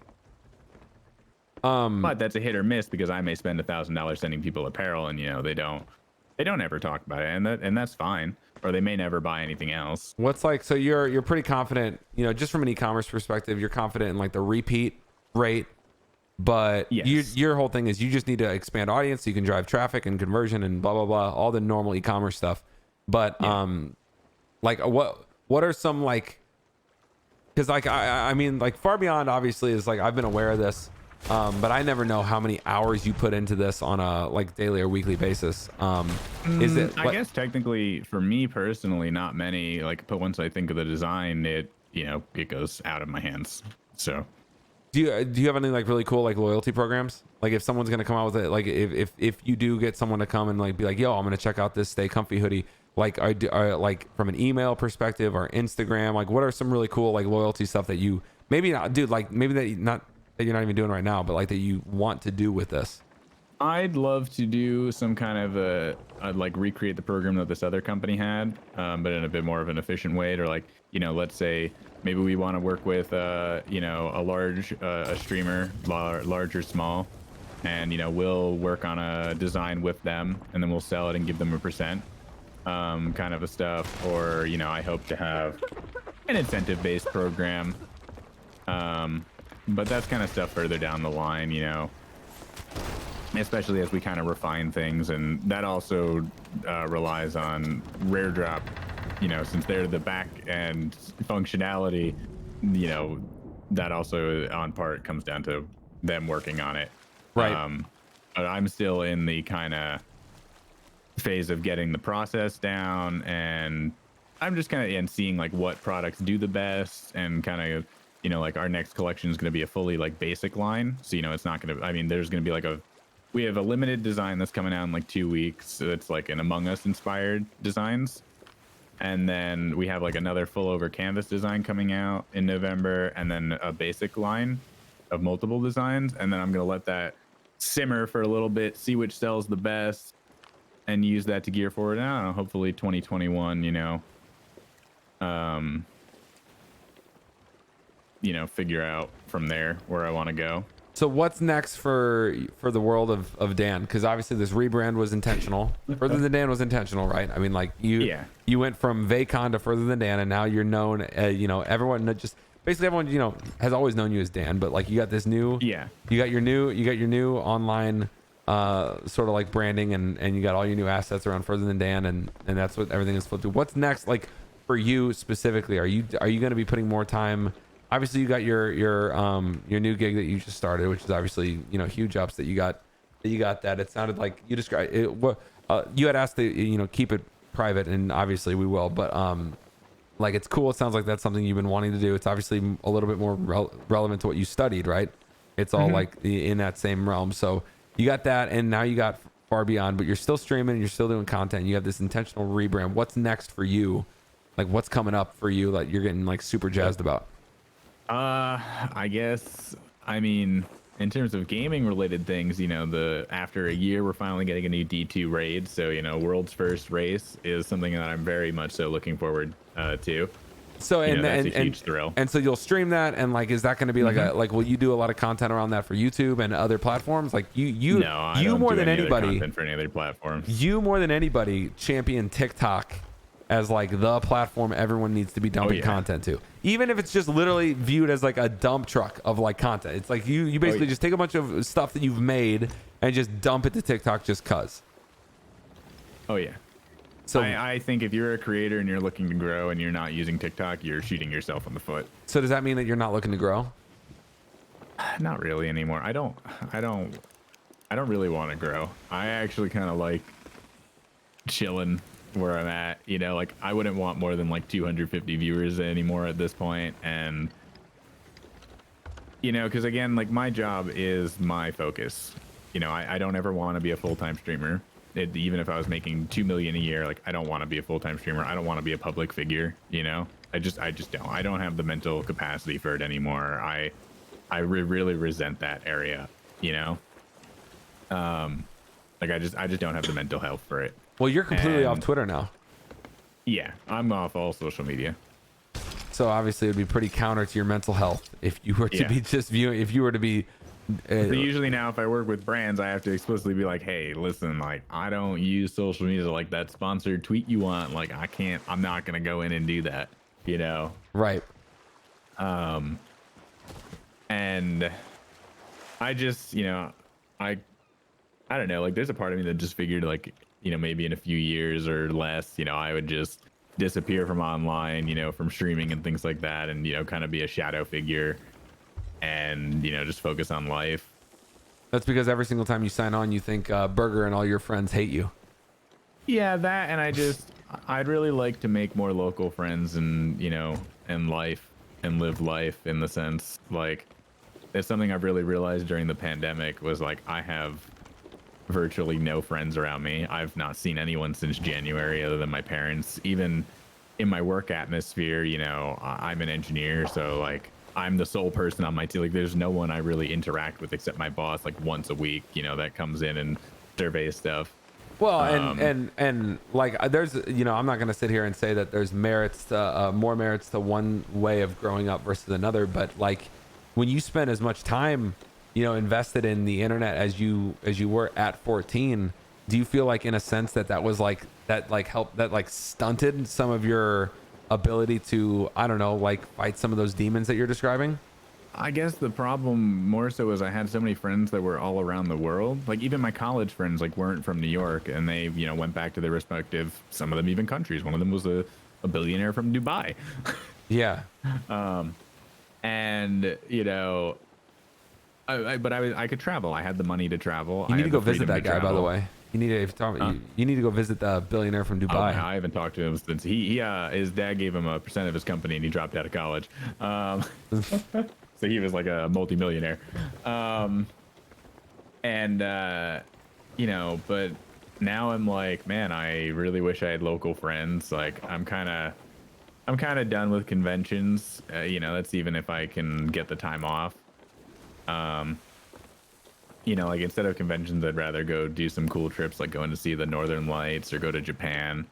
And like this was going to be like my last year of conventions. Because again, once I'm, you know, working more, I have vacation days. You know, when you're a streamer, sure, you can go take like 3 weeks off to go travel. I mean, throughout the whole year, not So in like one go. so you're really trying to unplug. Like that's what you're focused on. Yeah. You're focusing on unplugging from like an online social system. It sounds like. It very much hurts my mental. And honestly, you know, when I talked about therapy, like I think my therapist has wanted me to do that for like 4 years now. And I've just been slowly doing that. So by kind of chilling and playing the games that I want, my channel indirectly kind of does worse. So I feel less obligation and, you know, I feel like I'm letting down less people. And I don't want to fully quit. I just kind of want to be able to come on, play whatever game I want. And, you know, whether that's an hour, 8 hours, you know, things like that. So like within your time, like talking to your therapist, are there like any sort of like key learnings about maybe like how you've handled, like how you've behaved with an online, you know, call it identity or call it like social system or whatever, like having so much of your life online, are there any sort of like key learnings that you've uncovered with them that like might be helpful for, I don't know, let's say you have kids later in life and you want to impart that on them or anybody that asks you? God, it's such a wild life because I feel like if you're growing up now, like my nieces have been using iPhones since they were like 2. It's wild, man. Like my nieces and nephews, like the same thing though. That I remember when they were each like 2 or 3, they'd go up to the TV and like try to like, you know, interact with the TV with their, you know, like it was an iPad or something. And I'm like, yo, there's some stuff that doesn't respond to swipes. And you know, I'm also partially biased from like a security. I'm like, oh, you should, you know, keep some of your life private. Like you don't need to put your whole life online. Everyone doesn't need to know that you just tripped out and fell out of bed. I don't know, but I don't know. I guess like I would say I was addicted to like. Ooh, that was fucking weird. It scared the shit out of me. I was addicted to like social media. Yeah, and that's the other thing is like I would be prone to like, you know, just scrolling and refreshing. That's another is like social media really killed my productivity. You know, like I would just refresh, like nothing would even be happening. I just refresh. I'm like, oh, something new happened, something new happened, something new happened. Yeah. And you know, so that was another reason I was just like, I need to kind of get rid of that addiction. Like I think there is an addiction factor to a lot of that stuff, you know, and then we get addicted to like that high of like getting likes and things like that. Dopamine, man, they're so good at it. Yeah, they're so good at they know, like the people that make these platforms, they just know how to get their users to get high off of dopamine. They're just like, yeah, I mean they're kind of like drug dealers. You know, the people that run these platforms like Zuckerberg, like he knows how to make you feel so much dopamine, like feel all that rush. Like, yo, go. And like I used to feel like I needed to post like somewhere in my head I was like, oh, they have to know that I'm doing, or I just did this, or I'm just doing that, or this or that. And I was like, wait, why did like I don't know why I feel like people need to know or care.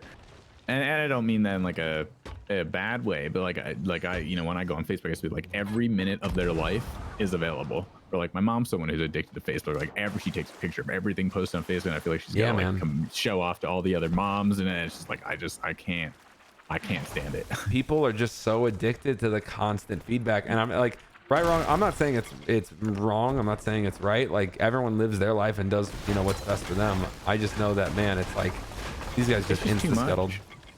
Like I'm trying to focus on my own mental health. I just can't sit there and, you know.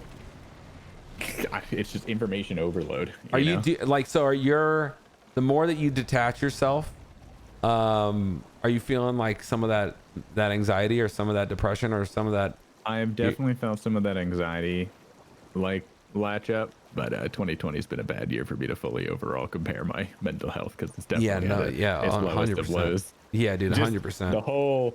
The whole atmosphere of where the world right now is not helpful. And like I'm usually pretty introverted, and like I'm okay with being like, I like my alone time person, but not seeing like another person since January, that like this is the first time I'm like, okay, I feel like a touch starved person, you know, deprived, and I'm like, I don't even know like what to do. On that regard. Yeah, are you like one of those people where like if like you see suffering like on the news and you hear about it like around the world, does that impact you? My brain fully will like recreate, like if I see like, my brain will try to put itself in the situation of someone. So like if someone's dog died, my brain would go, oh, hey, remember when your dog died, and try and recreate that in my brain. Ooh, so with rough. All of this sensory overload of negative news, it's just like I log in and I see this person died, or you know, I log in and, you know, God, read any news headline for politics right now, and I just kind of want to eat myself. There's just so much, like I never log in and it's like, hey, this firefighter saved a puppy from a tree, you know, a cat from a tree. There's never that dopamine. No. That good serotonin.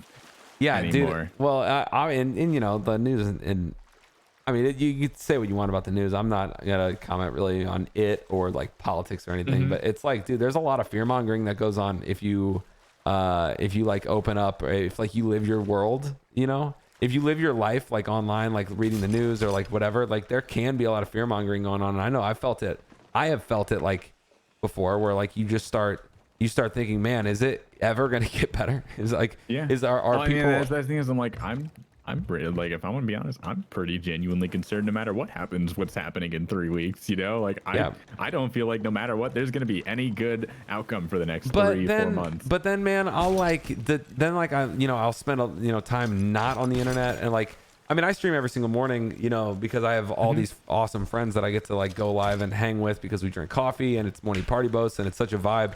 But like, you know, you spend the rest of your day then not on the internet, and like, you know, I don't know, at least here in Missouri, like I'm like, yo, people are still good. Like people are still kind, and people are still positive. Like I run into people out in the world, you know, masks on and everything. It's different now because you don't get to see all the smiles, but I'm like, yo, people aren't as, I don't know. Like I feel like it's like I still believe in people. I still believe in humanity.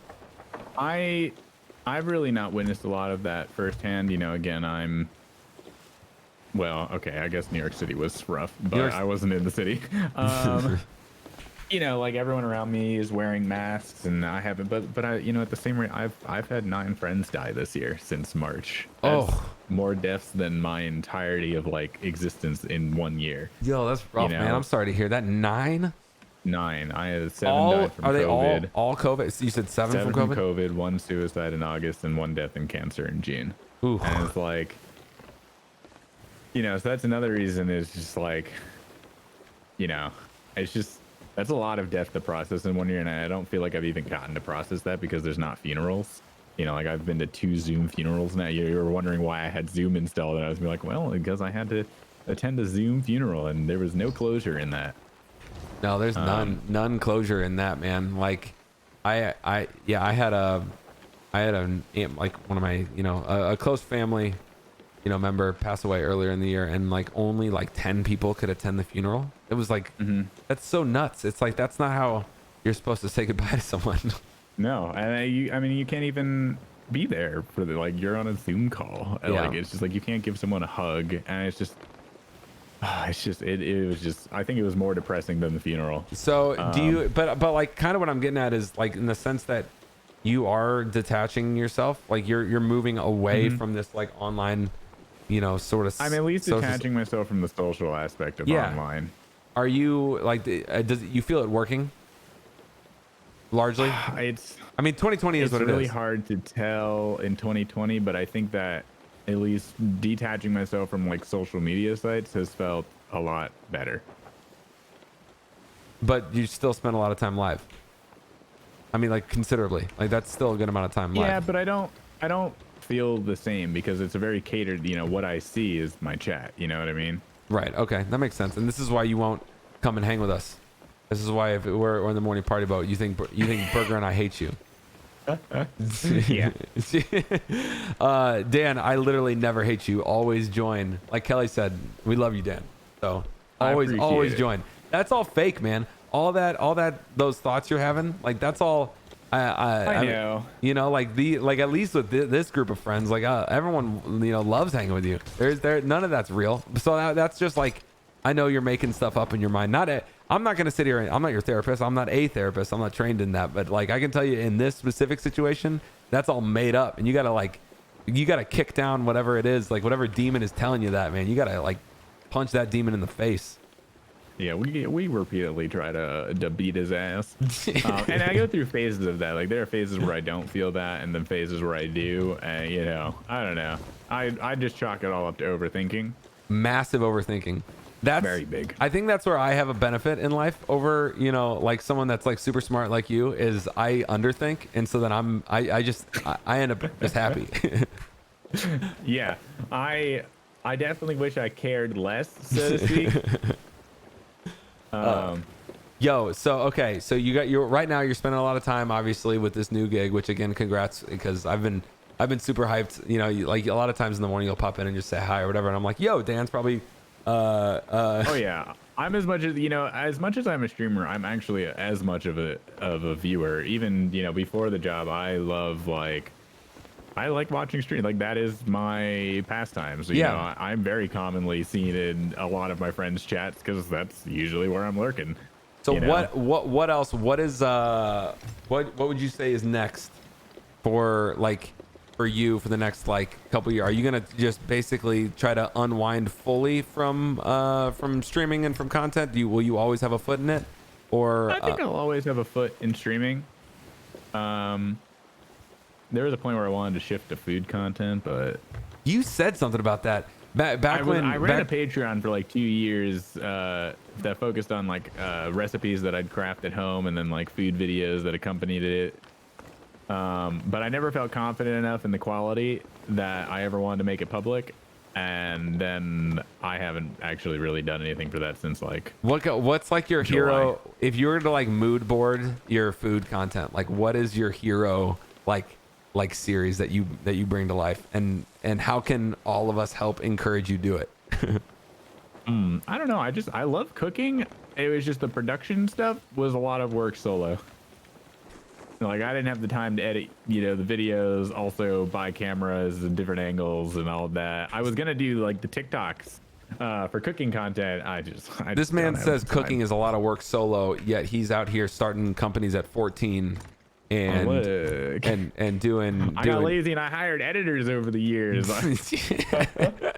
You got a YouTube channel, you're putting out I COD pay people to montages. do this shit now. How many COD montages did you do? How many total? God, at least like 100. 100, brother. You know how many Oh, editing yeah. hours that you put into that then? Oh, That's I nutty. love editing montages like After Effects and everything. I think you can stand to make a quesadilla and show us it on TikTok. Take a 15-second video. No. But I look at these other TikTok food creators and I'm like, I can't compete. Like there's this dude that cooks in a forest, right? And his videos are fucking beautiful and his food is fucking beautiful. And I just like, I then look at my cooking videos. I'm just like, fuck, dude, I can't compete with the aesthetic that this dude is going for. Like the food TikTokers are just so fucking insane. Wait, hold Like, on. You said he cooks just in a forest? Oh, I'll send you this video. Like, what is this guy's username? Let's wait for the sun to come up and we'll take a photo. Sounds good. It's like man with pot or something, and not weed. No, Like this guy's food videos are. I mean, I fucking love them. There's. Oh yeah, it's called Man with the Pot. Man with the If pot. anyone has TikToks, On Man TikTok? with the Pot on TikTok. This guy's food videos are insane. I mean, even if the recipes, I don't know, he doesn't even tell you the recipes. One of my favorite things is to just look at his videos, try and match the ingredients. So like, you talk about quesadillas. I actually just made quesadillas like a week ago. I watched this dude's TikTok and I was like, all right, I bet I can guess all these spices and everything and, try and recreate it. I have a very good palate where I can eat a dish and then I'd say like with an 80% accuracy, tell you all the ingredients that are in that dish. Yeah, Like a 60% accuracy. yeah. I think of yeah. recreating it. I think you'll figure out the 15-second how to upload food to TikTok, and I'm hyped for so it. much effort. I watch a lot of anime these days. It takes up a lot of time. At the very least, man, you can just do the thing where you upload just whatever to TikTok and then just talk about dopamine rushes. That's like the platform that's the best at it. Like the whole thing is set up to make like 1 in every 10 videos like go like viral relative to your audience. So that way I have so many friends who've been doing Twitch for years and they started TikTok like 2-3 months ago. Some of them have over 300,000 followers already. Oh, really? And, Like that's real followers. They've blown up on TikTok. Hold on, you were telling me someone, who was it? Chosen. Yeah, Droid. My friend Chosen Droid, he's been creating content. He's one of those people who I think is super underrated. Like he's super funny. He's interactive, really great at games like Valorant and shit like that. Yeah. Like he's super. Like he's one of the people who I think could be like the next Tim the Tatman. But like, and he's been grinding for years. And we finally convinced him to do TikTok. And like, he doesn't do gaming content on TikTok. He's like funny on TikTok. And he's got, I think, like over 300,000 followers already. He had one video go viral and he got like 100,000 followers. Now all of his videos are getting like over 100,000 views and things like that. Like it's wild. And it's great to see like some of his content, That's the thing I out there for don't. people. That's the thing about TikTok is like I don't know if I ever have gaming content served to me. I never do. And like for someone like I have a TikTok page that Oh has my God, Among Us is literally everywhere on TikTok. on right TikTok. now. It is okay. I've seen Jason's actually viral on TikTok. Jason Sully. And not, yeah, Jason Sully. And not on his own TikTok. They took there was clips and everything of when he played with Corpse Husband for the first time. Okay. And like I came on and I saw this video with like 8 million likes, and it's Jason's reaction to the first time he heard Corpse Husband when he played with him. See, I was like, hey, Jason, you're famous. Dude, I took a massive break from TikTok whenever all this stuff was going down with like, is it gonna get banned or whatever? Oh Like, yeah, no, this is never gonna get banned. is it? It's not going to? Is it like that confirmed? Oh well, now I believe yes, but I mean, I don't even think that Google and Apple would take it down. Like we've seen Google and Apple take a stand against that kind of shit before. I mean, I don't know how. I mean, Apple took Fortnite down, didn't it? Oh, yeah, but that was not because the president told them to take it down. That was because Fortnite said, hey, we're going to bypass your payment system, which is against the Apple's terms of service. Oh, they just planned, broke TOS in some they other knew way. what they were doing. And like Fortnite knew what was going to happen. Is it still But, down? Is Fortnite still off of the Apple Store? Oh yeah, Fortnite will not is not backing down. Oh man, I didn't realize that was a few that was still going on. See, this is what I'm talking about. I took a break from TikTok. I took a break from like posting.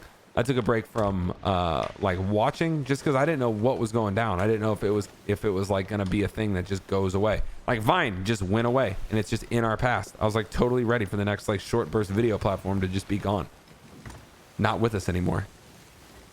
Yeah. No, I like it was a bit ridiculous because like TikTok US is basically all in the US. They employ like 1700 Americans for their US operations.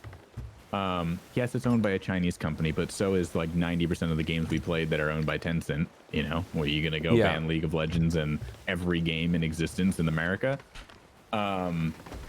It's like, and the other thing is like, if China really wants your information, they're gonna go look at data breaches. Equifax, you know, had like all of our social security numbers of like 260 million Americans, and they were breached. And I guarantee you, China's got that. Like they don't need our phone our phone make. But doesn't it help? But doesn't it help if they have access to like our personal like device? Doesn't that help? I mean, I'm not. like Listen, I'm not. Things that I would. Yeah, like yeah, I know. Like this is the security. Like there were some certain little red flags, but like the privacy thing. I mean, we live in 2020. Every company imaginable, Google, Apple, like is literally taking your information and selling it to every person humanly imaginable. Like us talking right now, you're near your phone. I'm sure you've noticed. You'll talk about maybe like a sports team, and you're going to get ads related to them. Like our phones are constantly recording our conversations and looking for targeted words, even if, you know, we're not using the phone. Like it's just the society we live in these days, I guess. Yeah, man, there's like everyone. I feel like everyone has like. I feel like everyone has like spooky stories about that, you know. And I don't know. I always feel like at the end of the day, like it's different with China because they're a government, and like I don't. No, yeah, and I get. I mean, I just, you know, if it was like the whole company was run in China, but like the U.S., like there was 1,700 Americans that work for TikTok. You know, they have $100 million creator fund set up for people to make money on TikTok for U.S. You know, TikTok creators. Like it's just like, I don't know, man. Yeah, man, I don't know. I'm just like observant, you know. I'm just trying to like stay aware. I don't really know. I didn't think it was actually going to get banned. That's the thing that I was 50-50 on. I was like, because 2020 is crazy enough, you know. Like I'm like, man, I at this point, I don't know how this movie ends. Like who knows? I'm like, I don't know how this movie ends. Where is this going? Like, you know, whatever. But maybe, yeah, exactly. If not TikTok, dude, you got like you gotta like upload all your food stuff. I bet that food content would be like really like therapeutic. Yeah. Right? Like I feel like that would be like a nice hard shift. Like I feel like cooking and like because cooking in and of itself is like dope to do. You can just get lost in it. The other thing with like the cooking content, why it got too time consuming was more in the sense of like doing it individually means I need to cook it and I need to record and do that at the same time.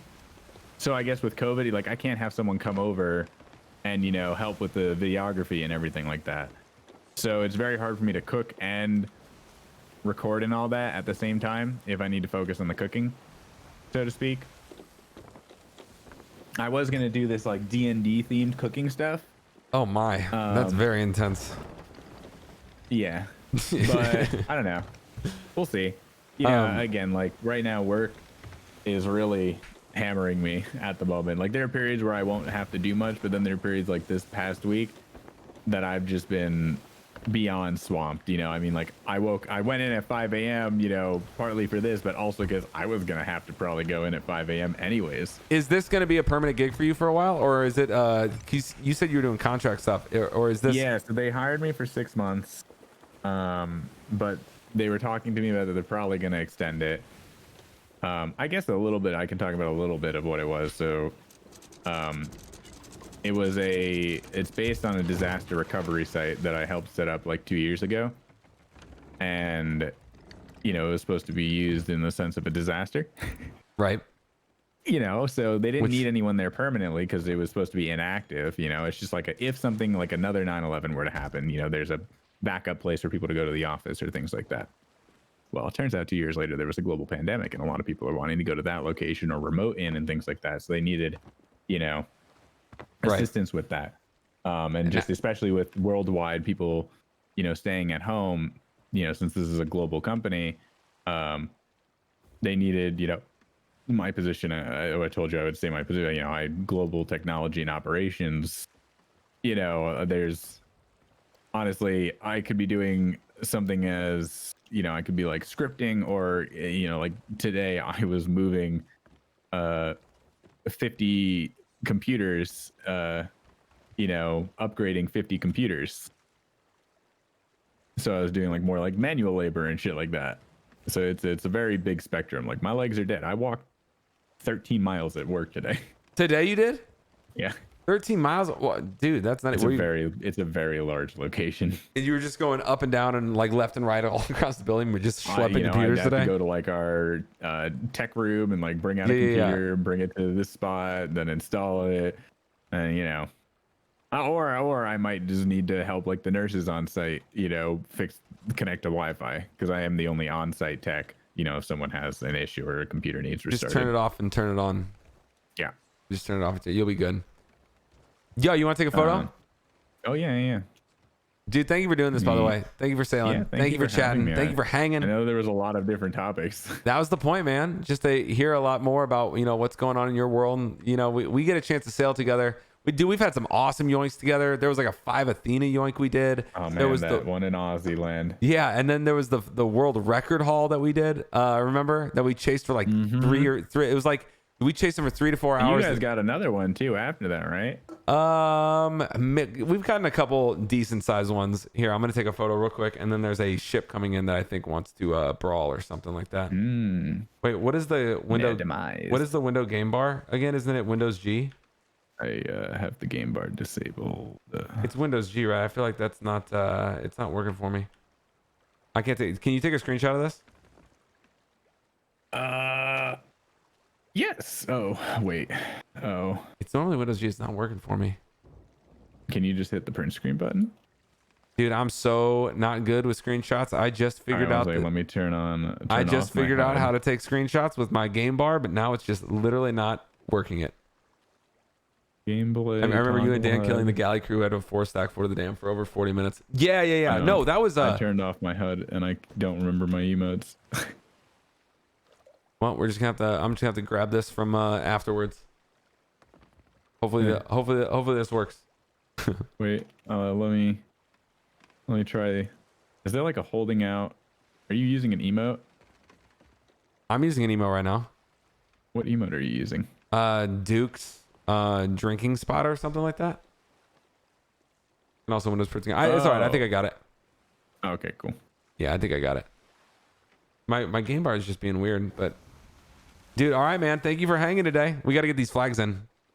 Oh yeah, let's do it. Guys, everybody, thank you so much for spending so much time with Dan and I. We're gonna sit here and pose and look cool with our grog mugs out. Dude, your pirate always wears these white pants. I wear white pants in real life. If like anyone ever sees me at a con, the white pants are my signature thing. I genuinely have white pants. What do you wear with it? Do you wear like honestly anything? Dude, you could wear that shirt with white pants and look dope. Yeah, I would, if I was going out, I would probably wear those the white pants that I have that are white Emporio Armani jeans, and speaking of fashion, to anyone who knows fashion, they're gonna probably be like OMG. And then I'll combine that usually with a nice collared dress shirt. All right, guys, if you're at a con, color designs I can wear white is perfect. If you're at a con and you see white pants, just walk up and say, "What's up, Dan?" Yeah. Anybody wearing white pants, just walk up and say, "What's up, Dan?"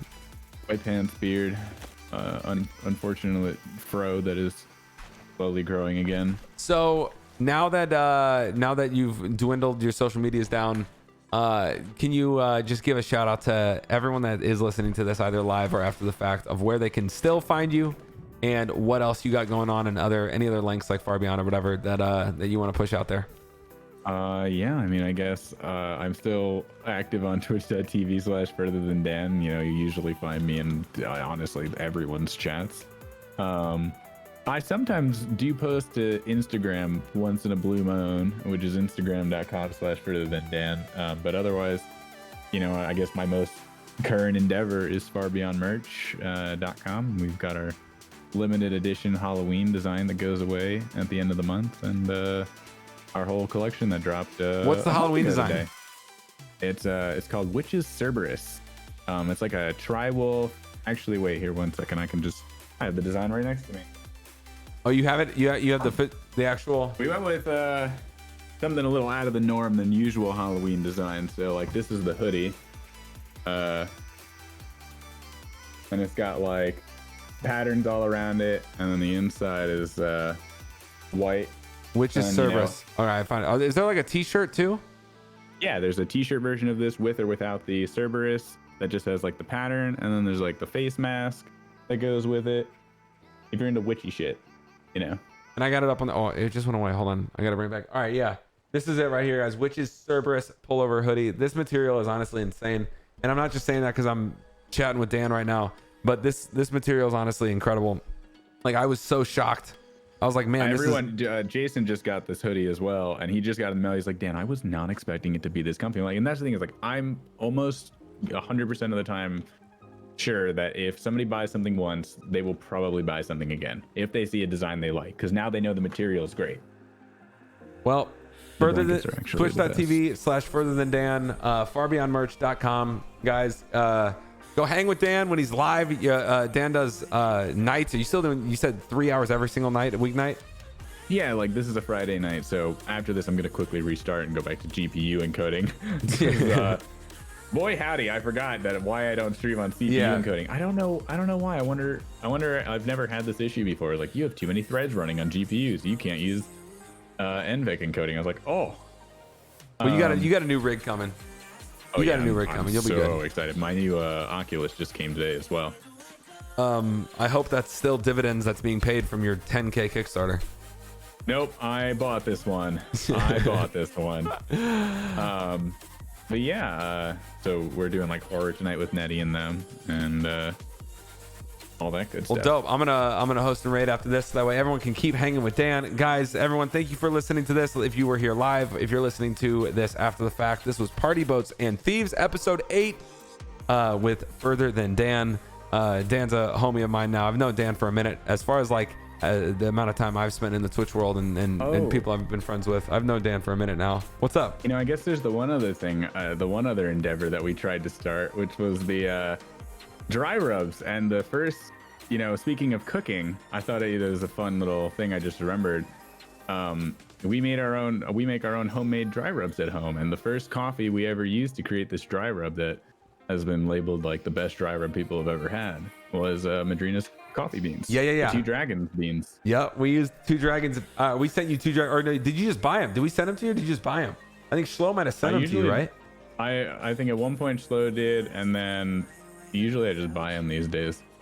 Well, I do remember that. That was a minute ago, man. I've been hanging with Dan for a minute. I don't know if you ever got to try it either. I know I sent Schlo a bottle who I was supposed to share with you. He used it all. Yeah.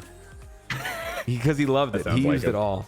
Also, I don't eat meat, so it's like. Well, no, this goes on fish. This goes on. We accidentally created like a use all dry rub. Dude, I'm trying to I would love to get into like grilling and smoking for fish and that kind of stuff, and like use.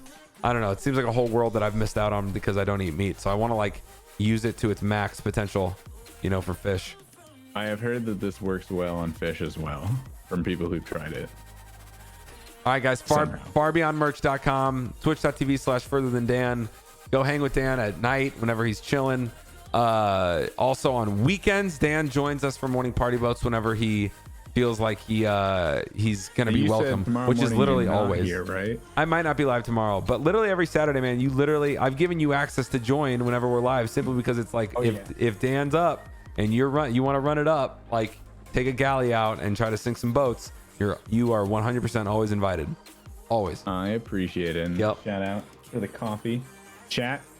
I've actually drank Madrinas for like 4 years. Like, this isn't like some new thing either. Like, I've actually been drinking Madrinas for years. Yeah, like I said, I've known Dan for a minute now. Yeah, the 2 Times Dark is my dad's favorite cold brew ever, and he's like a coffee Dude, we keep hearing about the 2 Times Dark today. That's like you're like the 4th person that's brought it up just today. My dad loves, like, anytime that you guys send me 2 Times Dark, he steals it. All right, guys. Thank you again for hanging. Like Dan said, this is Party Boats and Thieves, episode 8, brought to you by Madrinas Coffee, which is the coffee company that my brother and I started a few years ago. Now, guys, use discount code FurtherThanDan when you're checking out. If you want to support Dana and this episode of the podcast, y'all, you'll get 20% off. Make sure that you put your name in at checkout. Whenever you're checking out, you'll see a little field that says put your Twitch name in, and you'll get an alert that pops up on Dan's stream. All right, Dan, anything else? Any parting words? No, thank you so much for having me. I really do appreciate it. I'm actually surprised although the ships didn't, fight back too much, we ran into a lot of ships. We did. We sunk like 5 or 6 ships or something like that? Yeah, I was like kind of surprised. Yeah. All right, man. Yeah, thank you so much. Yeah, dude. Any morning, you're always invited. And everybody, whether or not you're listening to this live or after the fact, thank you guys all for supporting and listening and just chilling with us, getting to hear Dan talk about his life a little bit more. This double, triple, quadruple agent life he was living, where he was starting companies and making YouTube videos and doing all this crazy stuff. I was scouted by the FBI and CIA in my final year of college. Of course you were. Of course you were. All right, guys, everybody. Thank you so much for being here. One love to everybody. Enjoy your guys' weekend. It's Friday night, so go do something awesome. Whatever it is, just go chill, go hang. If you're working, thank you guys for chilling. Dan, I will talk to you so soon, my man. Yeah, I'm going to quickly go restart my stream for GPU coding. All right, guys. One love. Enjoy your night. Bye-bye. Have a good one. Bye.